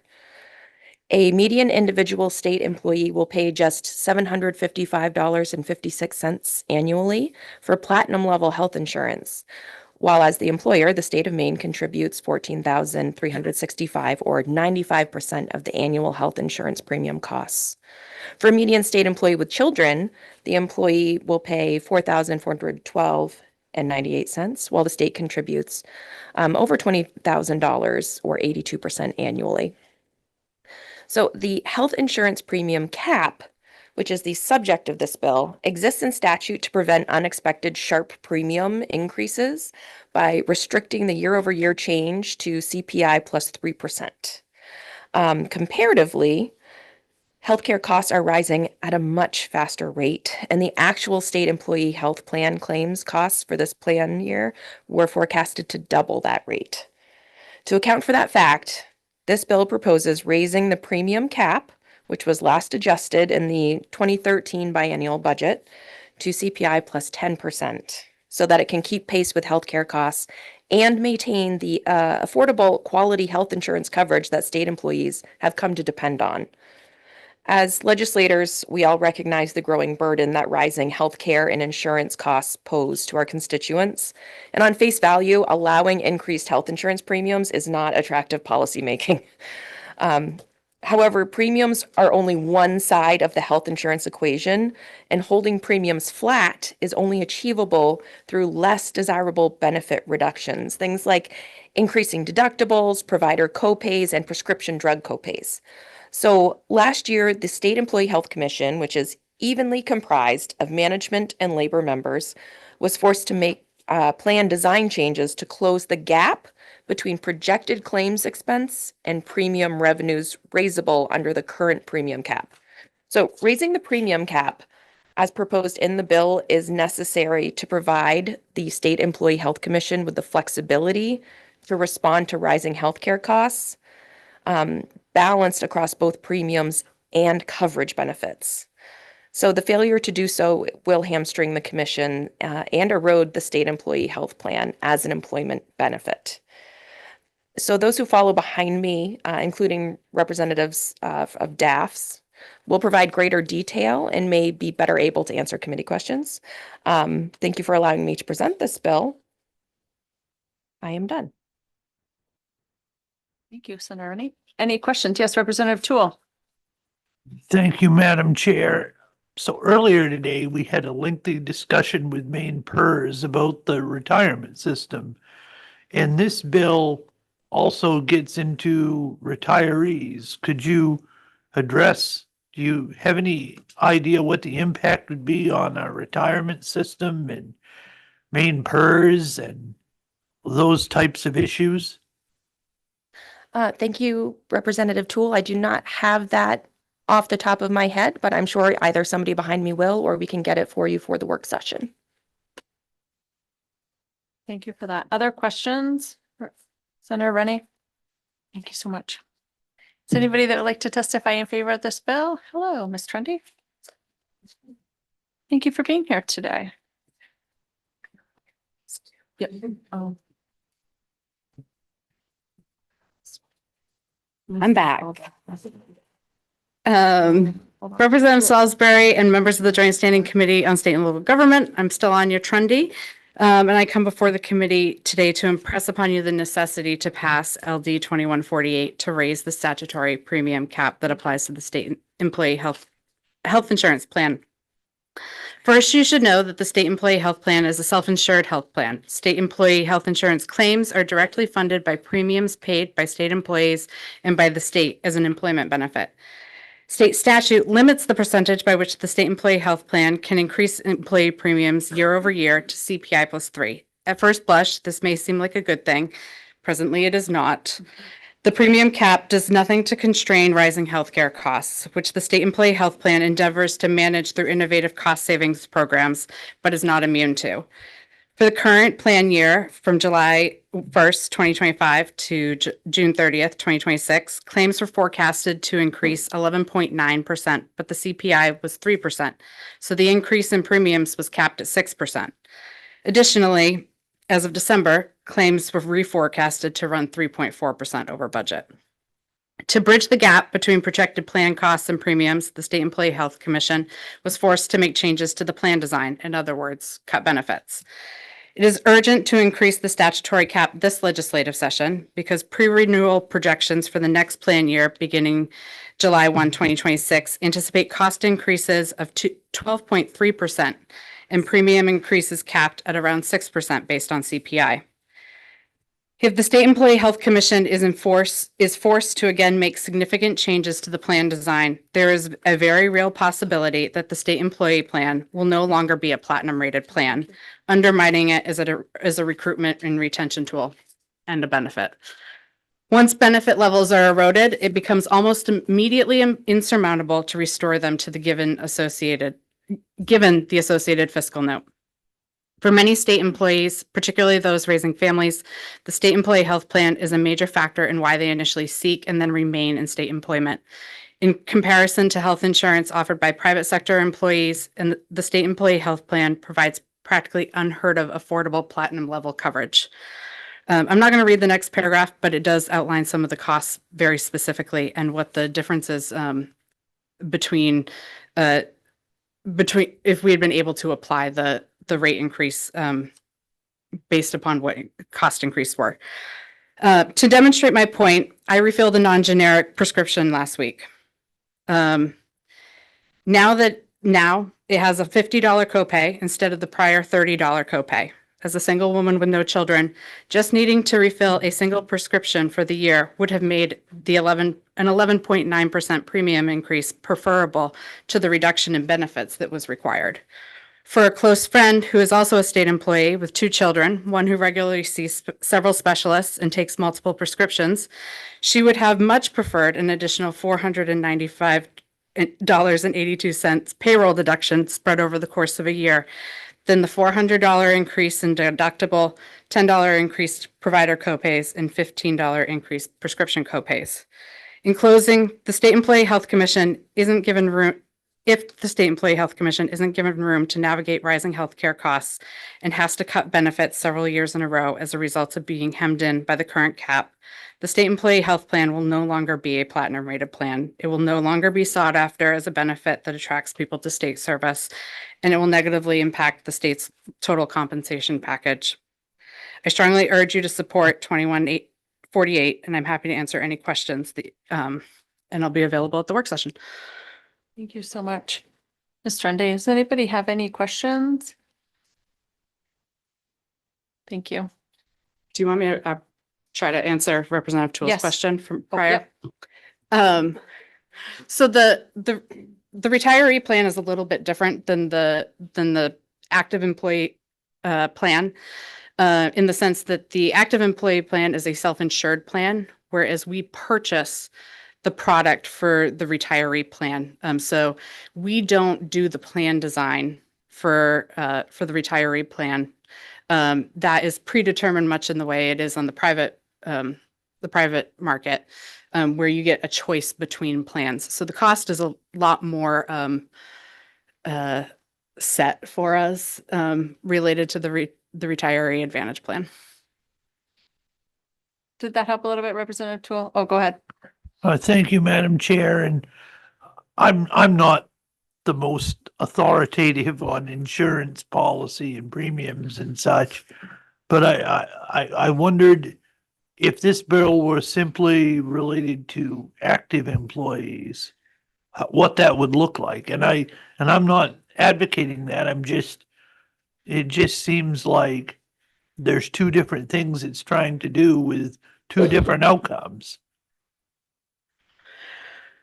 Well, I think we do try to maintain parity between the premiums between active employees and retirees. I will say though, premiums for retirees are quite reasonable for most. If they're just covering themselves, it's $0. So 0 times whatever is 0. Excellent. Thank you. Yeah. Other questions for Ms. Trundy? Thank you so much for your Thank you. time and testimony. Is there anybody else that would like to testify in favor of this bill? Hi there, welcome. She's good.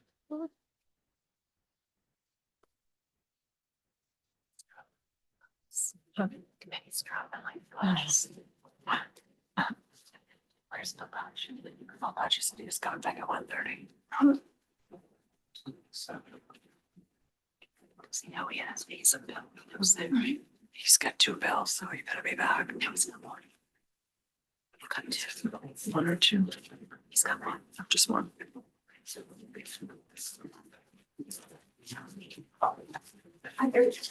you. Thank you. That's okay. Hi there, whenever you're ready, welcome to identify yourself and take it away. Thank you. Good afternoon, Representative Salisbury and members of the Committee on State and Local Government. My name is Jonathan French. I live in Hollowell, and I'm employed as a Transportation Engineer 3 for the Maine Department of Transportation. I also currently serve as the Labor Co-Chair of the State Employee Health Commission, representing the Executive Branch Supervisory Bargaining Unit of the Maine Service Employees Association, SEIU Local 1989. Today, I'm here on my own time and on behalf of the other labor members of the commission to testify strongly in favor of LD 2148 because the current premium cap has become a significant barrier to delivering an affordable health plan for state employees and retirees. To provide some background on my experience, I've served on the commission since 2016, and I've been a member of the Plan Design Subcommittee, which develops the benefit design of all the health plans in the commission's responsibility since I started. I've also co-chaired both the commission and this subcommittee since 2019. In addition, I've also been a state employee for almost 28 years and was the dependent member of the State Employee Health Plan under my father since I was born in 1979 until I started work for the state full-time in 2002. So I am quite familiar with the plan benefits, both past and present, that the Commission has been able to offer plan members. This past fiscal year, the State Employee Health Plan faced a double-digit renewal increase for the first time since I've been a member of the Commission.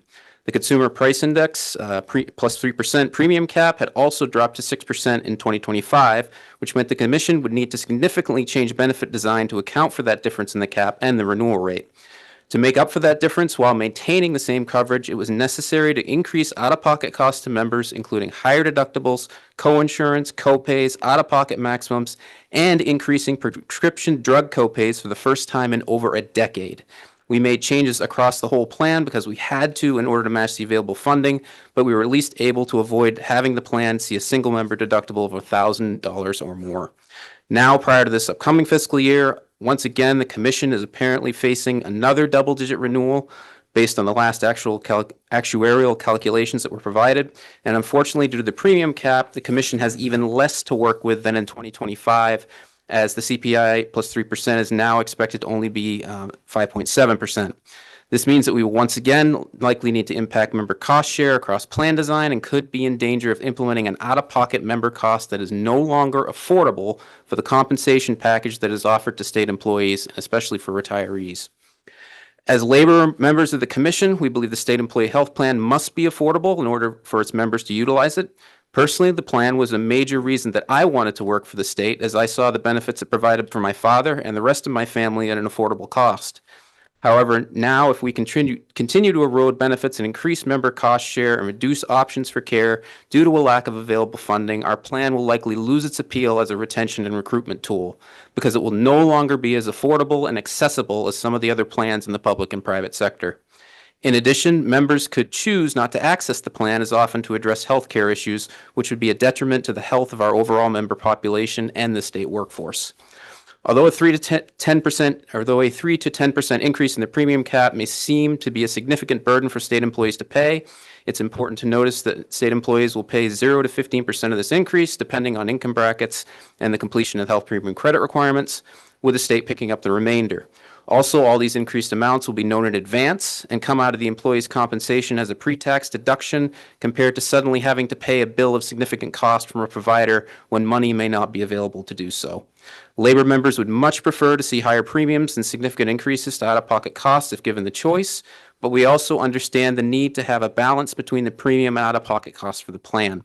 The commission would at least have the option of a premium increase above CPI plus 3%, which it will not have had in the current and next plan design years. The state of Maine has historically had an affordable and robust health insurance plan as a benefit for its employees, but is in danger of losing that status. LD 2148 will provide the State Employee Health Commission with more flexibility to keep the plan as an effective retention and recruitment tool and continue to effectively provide affordable and quality health care benefits for its members. It is for these reasons I and the other labor members of the commission strongly urge the committee to vote ought to pass for this bill. Thank you, and I'm happy to take any questions. Thank you so much, Mr. French. We appreciate your time. Does anybody have any questions? Oh, thank you so Thank you. much. Is there anybody else here that would like to testify in favor? Hi there, welcome.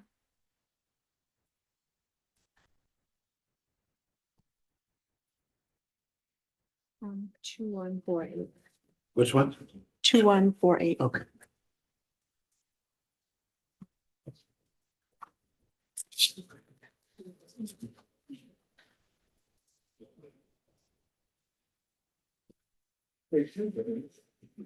Awesome. Great. Well, thank you so much. Senator Baldacci, Representative Salisbury, and members of the Joint Standing Committee on State and Local Government. I'm Beth White. I'm the Director of Politics and Legislation for the Maine Service Employees Association, Local 1989 of the Service Employees International Union. We're a labor union that represents over 13,000 Maine workers, including workers in all three branches of state government, as well as retired state workers. I won't read my whole testimony because I think a lot of the points that I would make have already been made, and I know you all still have more work to get to.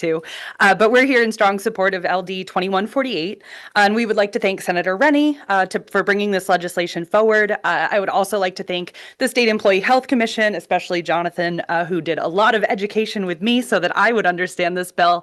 And I'd also like to thank Anya and DAFS for reaching out to us ahead of session to let us know this was coming and to ask for our support as well. So I'd like to echo a lot of the points that Jonathan French, our member, made in his testimony.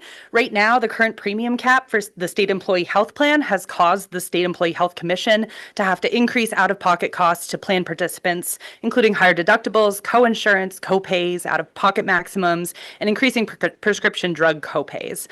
Continuing with more of these type of cost increases for plan participants would diminish the state employee health plan as a recruitment and retention tool. However, by increasing the premium cap as proposed in this legislation, the health premium credit available to our plan participants would continue to help them reduce those premium costs. And those are the credits that Jonathan referenced.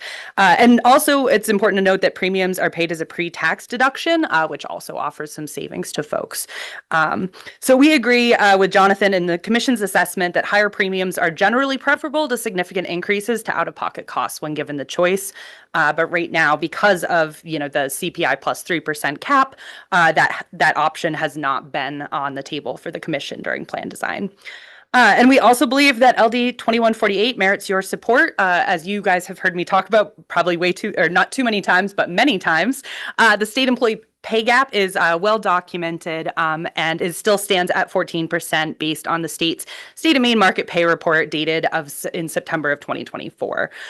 So protecting the the importance and the strength of this plan and this benefit is a huge recruitment and retention tool. And this is just one way that you can ensure that it remains a strong recruitment and retention tool to help recruit state employees. For all those reasons, we respectfully ask you to vote ought to pass on this bill. Thank you, and I would be glad to answer any questions, though I will flag I'm not the expert that Anya and Jonathan are. Great, thank you so much for that. Does anybody have any questions? All right, thank you for your time and testimony. We appreciate it. Thank you. Is there anybody else here that would like to testify in favor of this bill? Is there anybody that would like to testify in opposition to this bill? Anybody that would like to testify neither for nor against this bill? All right, thank you. We'll close the public hearing on LD 2148. Thank you.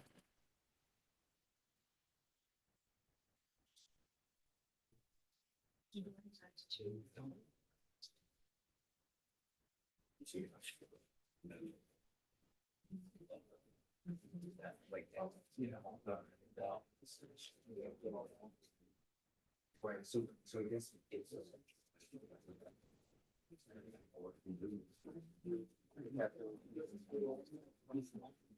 What reviews?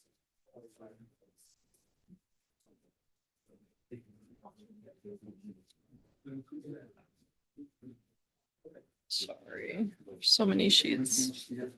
Okay. Thank you.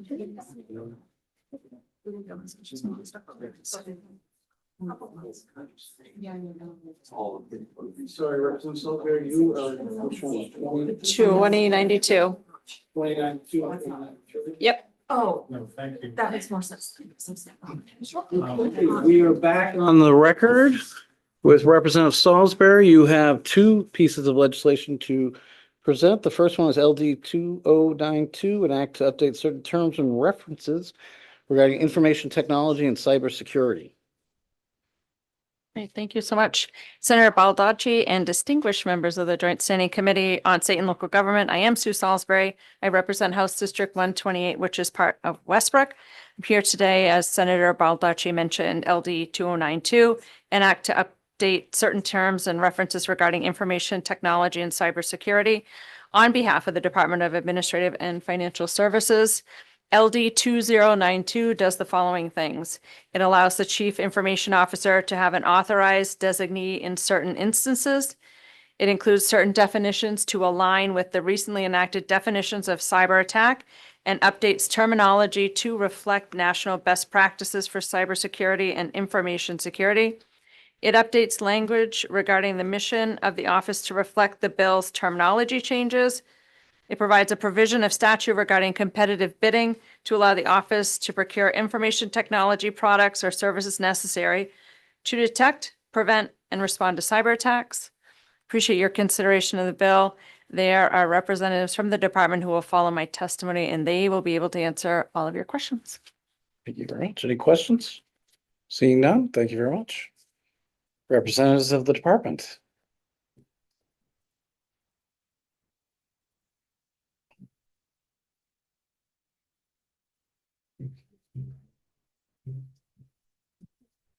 Senator Baldacci and distinguished members of the Joint Standing Committee, the Joint Standing Committee on State and Local Government. I am Anya Trundy, Deputy Commissioner of the Department of Administrative and Financial Services.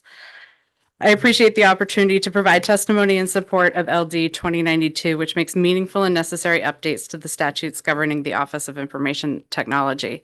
As you're all aware, the information technology landscape has transformed significantly over recent years to make our world increasingly interconnected.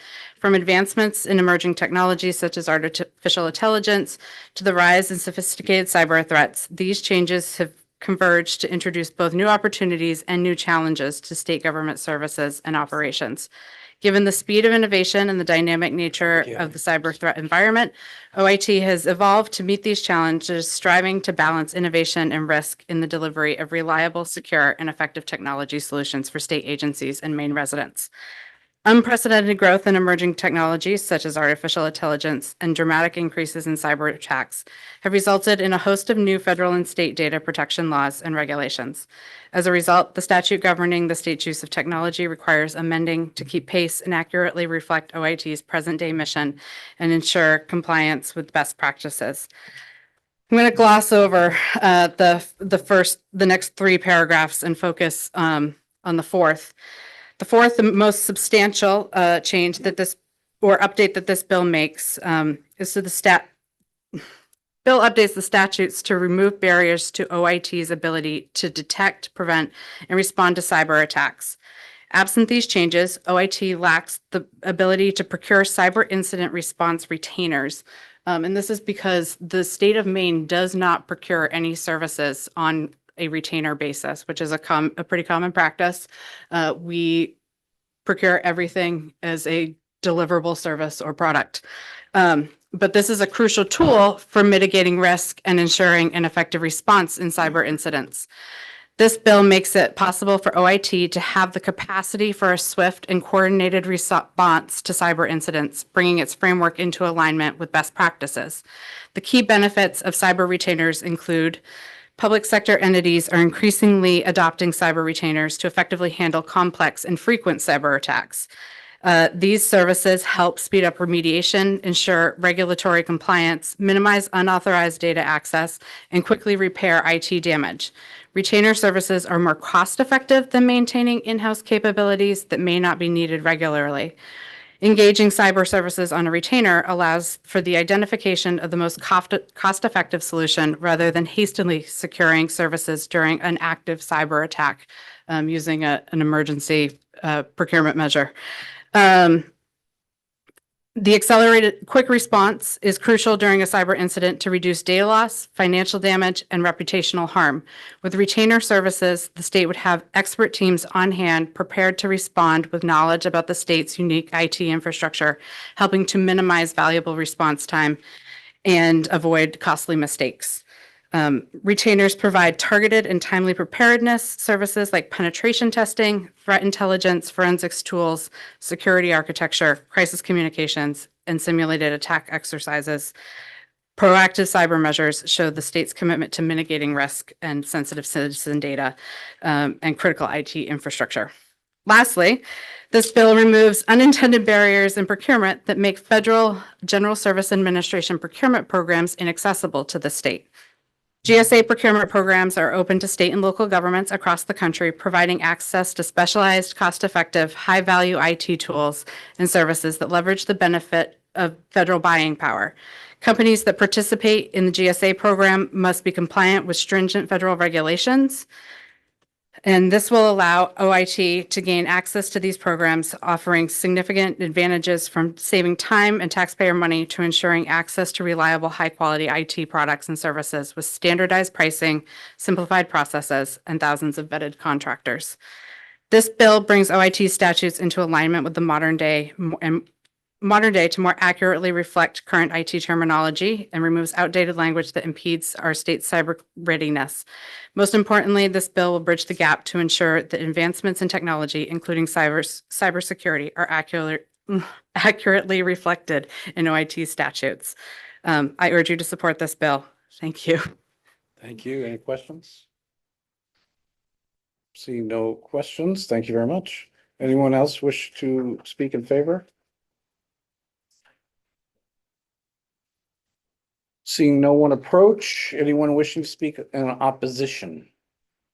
Seeing no one approach, anyone wishing to? Oh, we do. Oh, I'm sorry, in favor. We still have. She's neither corner. Oh, okay. And those who are neither for nor against, anyone? We have somebody here, and then we also have somebody on Zoom. No one on Zoom? Okay. Someone by the name of Abigail Adams, so.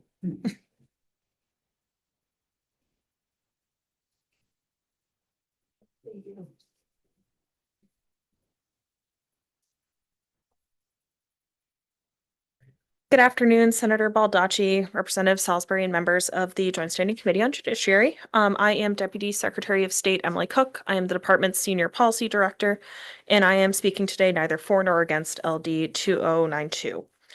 Due to the separate constitutional authority for our work, the department has our own IT department called Information Services, currently led by Chief Information Officer Doug Perry.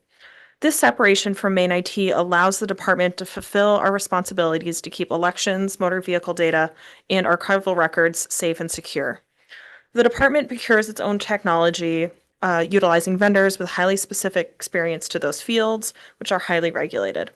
Technology in elections, for example, must comply with the Help America Vote Act, the Uniformed Overseas Citizens Voting Act, UOCAVA, NIST standards approved by the Elections Assistance Commission, and more. Similarly, we collaborate with all of the states through the American Association of Motor Vehicle Administrators, or AMVA, on technology that adheres to federal laws like the Federal Driver Privacy Protection Act and facilitates secure data exchange. For those reasons, we strongly urge that the independence of the Secretary of State in determining appropriate elections and motor vehicle technology be maintained.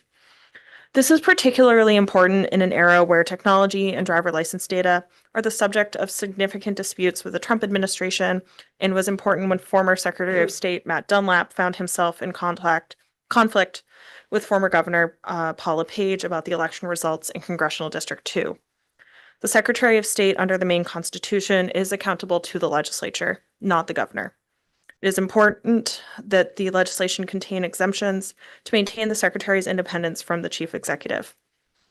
We do want to emphasize that we have a strong and collaborative relationship with Maine IT. We rely on Maine IT for our network. We include them in a variety of ways in our decision-making, including in the area of technology procurement. We have been particularly grateful for their work in performing accessibility testing and penetration testing for our future new central voter registration system. We think voluntary collaboration between our department and their office is working, and we seek to continue that. So in some ways, the proposed legislation would benefit the Department of Secretary of State. For example, in sections 1 through 4, the state CIO having that additional latitude for procuring IT products and services could mean the department would also benefit from gaining the same economies of scale when purchasing common services and solutions. But other provisions, however, could limit the authority of the department and negatively impact our ability to manage our own IT infrastructure and services. The definition of state CIO as a person responsible for IT enterprise services in Section 6 emphasizes that position's role for policymaking, planning, and providing services of enterprise-level services. Section 10 revises the state CIO role to emphasize providing leadership and vision for safeguarding information and services affecting the enterprise and critical infrastructure. This could impact the department's ability to control decision-making about the critical infrastructure that we are responsible for. Section 16 adds information and security and cybersecurity services to the list of services provided by OIT to agencies. This could impact our ability and flexibility to provide our own information security and cybersecurity services. This would likely have budget impacts, affect our ability to manage our own IT resources, and could have mission impacts. Section 17 broadly defines OIT responsibility to provide IT enterprise services to state government. While the term enterprise could limit the scope of OIT's responsibility, we have found that what is considered enterprise service has been growing, which could present challenges like those referenced in the last three sections. We would welcome the opportunity to work with DAFs in order to ensure appropriate carve-outs for the role of the Department of Secretary of State regarding those specific sections. And finally, several provisions of this bill have no impact on us, so we do not have an opinion on those. That concludes my testimony, and I'd be happy to answer any questions. Thank you very much. Any questions? See, it seems like you've answered them all. Thank you very much. Thank you. Anyone else? Do we have anybody on Zoom? Okay. Anyone else wish to come forward to speak neither for nor against? Seeing no one approach, I would declare the public hearing over and move on to the next item, which is LD 2093, also presented by Representative Salisbury.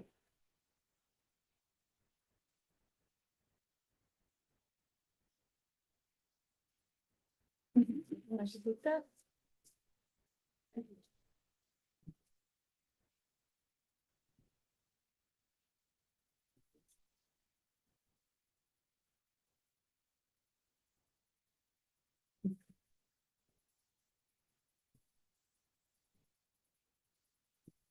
I won't offer the same greeting. I'm still Sue Salisbury, and you are still all distinguished members of this committee. This is LD 2093, an act to codify and update a provision of private and special law governing temporary disability for state employees. This is again on behalf of the Department of Administrative and Financial Services. LD 2093 repeals a provision of private and special law governing temporary disability for state employees and enacts that provision with minor changes in the main revised statute. Thank you for your consideration, and DAFS is here to answer any questions that you might have. Okay, thank you very much. And I recognize Anya Trendy. Hi. Hello. Hello. You only have one more bill after this because I don't have a prepared statement like she did. That's all good. That's all good. So this bill is extremely straightforward, so I'm going to keep it very brief. It repeals a provision of the private and special laws from 1989, which governs temporary disability benefits for confidential state employees, and enacts that provision in the main revised statutes. This bill contains no substantive changes to the affected, or rather unaffected provisions. It is simply moving them from one place to another. And as a note, the temporary disability benefits for classified employees are provided through unions' income protection programs. The reason for this minor change is simply a matter of accessibility to those confidential employees who may have cause to reference this law. By moving the provision into the revised statutes, the information will be searchable and findable. As an experienced user of legislative and statutory research tools, I never think of looking at the private and special laws, and you have to know exactly where you're looking and what you're looking for to find it. I tried the other day to access this section of law and could not. I failed. The session laws available online only go back to 1995. There's no impact to state employees of this bill, and the only minimal changes are stylistic and kind of the conventional drafting changes that the revisor's office makes when they update older sections of law. So thank you very much, and I'm happy to answer any questions you might have, but hopefully none. Okay, any questions? Seeing none, thank you very much. Did you have a question, Representative Rollins? No, I was just remembering Mayor Bill Stokes, Yes. who had a ongoing statement he used to make, concise is nice. Yes, he's a judge. Now, Yeah. good man. He had other aphorisms when he reached the bench to attorneys. I'm sure he did. I'm sure he did. Anyone else wish to speak in favor? Seeing no one approach, is there anybody on Zoom? Nobody else. Okay. Seeing no one approach, is there anyone that wishes to speak neither for nor against? Seeing no one approach, I would declare the public hearing over. And now it's my turn.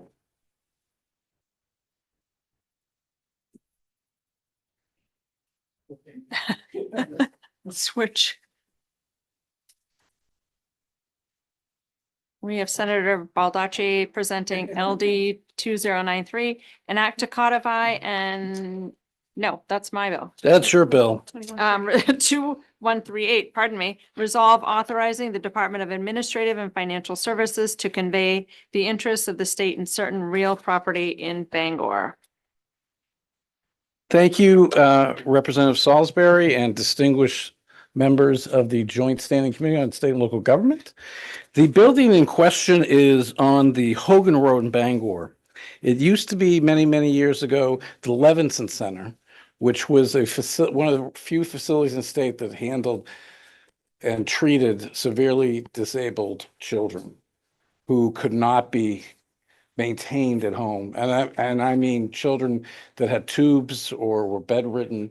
And now it is the home of the United Cerebral Palsy. And I believe is to transfer to them, correct? And I would ask Anya to explain what the ramifications are and what the benefits may be. Thank you. Okay, last bill. That's the last one. Representative Salisbury and members of the Joint Standing Committee on State and Local Government. I am Anya Trendy. This bill would permit the state to convey the Elizabeth Levinson Center in Bangor to United Cerebral Palsy of Northeast Maine. Since 2009, the Elizabeth Levinson Center has been a base of operations for the UCP. This nonprofit organization is dedicated to advancing the independence, productivity, and full citizenship of people with disabilities, supporting individuals and families in Maine with respect, dedication, and a community-oriented vision. The facility itself, a single-story brick structure on 8.6 acres of land, is owned by the state and leased to UCP. The need for improvements to the building has grown steadily over the years, and now there are major repairs and maintenance which must take place. The Levinson Center is not used for state purposes, and the list of other capital improvements which require immediate attention is long. UCP, alternatively, is both willing and able to undertake these investments in the property, which will be a great benefit to their operations. However, the terms of the lease with the state prove to be a barrier to them pursuing these improvements. LD 2138 removes this barrier by transferring ownership of the building to UCP with a long-term ground lease. This ground lease, which would extend for 50 to 75 years, would allow the state to retain ownership of the underlying property on which the building is located, while granting UCP the ability to secure loans and engage in the needed improvements to the building. UCP and the state have maintained a positive and constructive relationship for years, and this bill will give them the space to continue to grow and improve their organization and its functions. I urge you to support it, and I'm happy to answer any questions. And we have somebody from UCP here. Thank you so much. Any questions for Ms. Trendy regarding this bill? Thank you. Excellent. Would you like to speak in favor of this bill? Hi there, welcome.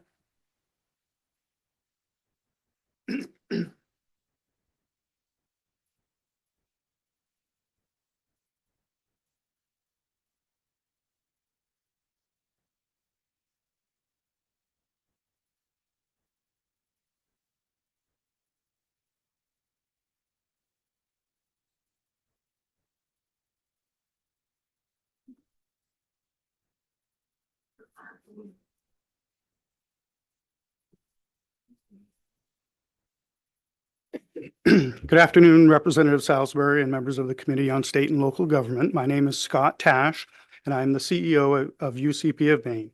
UCP of Maine has been serving adults, children, and families with a wide range of intellectual disabilities, mental health disorders, behavioral challenges, and/or physical challenges since 1954. And those services currently include operating an intermediate care facility in Bangor for individuals with significant developmental and medical needs, generally known as the Elizabeth Levinson Center, located at 159 Hogan Road. I am pleased to offer this testimony in support of LD 2138 on behalf of my organization, UCP of Maine. I want to thank Senator Baldacci for sponsoring this bill and the staff of the Department of Finance and Administration for the collaboration and open discussions around the needs of our program, the facility upgrades, and the importance of long-term planning.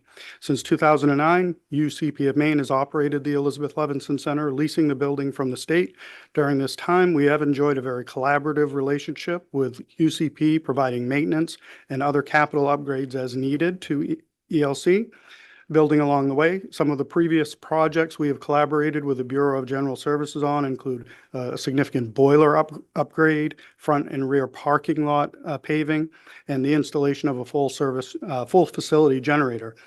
While the building has remained in compliance with all codes and standards throughout the duration of this lease and actually received favorable comments during successful licensing reviews and fire marshal inspections, it does continue to age, and there will be significant capital investments needed in the near and short term, specifically a critical roof replacement that has been discussed for some time. As the intermediate care program operates on a cost basis, essentially a break even for the year, it is nearly impossible to build reserves for this program to draw on in order to fund these large capital projects, therefore requiring support from financial partners. Over the years when investing in the facility, we have been fortunate to have support from our financial partners as they understand the importance of the service we provide and the relationship that we have had with the state. However, without equity or interest in the building, this becomes increasingly challenging, particularly when evaluating these larger scale needs for the building. Aging facilities are not new issues for the state or for us as an organization, and continued investment in those facilities is critical in the ability to successfully provide CMS certified programs into the future. Substantial and critical investments of the property at 159 Hogan Road, Bangor, and the conveyance of the building to UCP of Maine will allow those investments to proceed in a timely manner. I support and urge you to authorize the Department of Finance and Administration to convey such interest to avoid disruption to the critical services the residents of the Elizabeth Levinson Center need and deserve. Thank you for your time and consideration. I would be happy to answer any questions you have. Great. Thank you so much, Mr. Tash. Does anybody have any questions? Yes, Representative Rollins. Thank you. Excuse me, just out of curiosity, how many clients do you serve there, and are they mixed adults and children?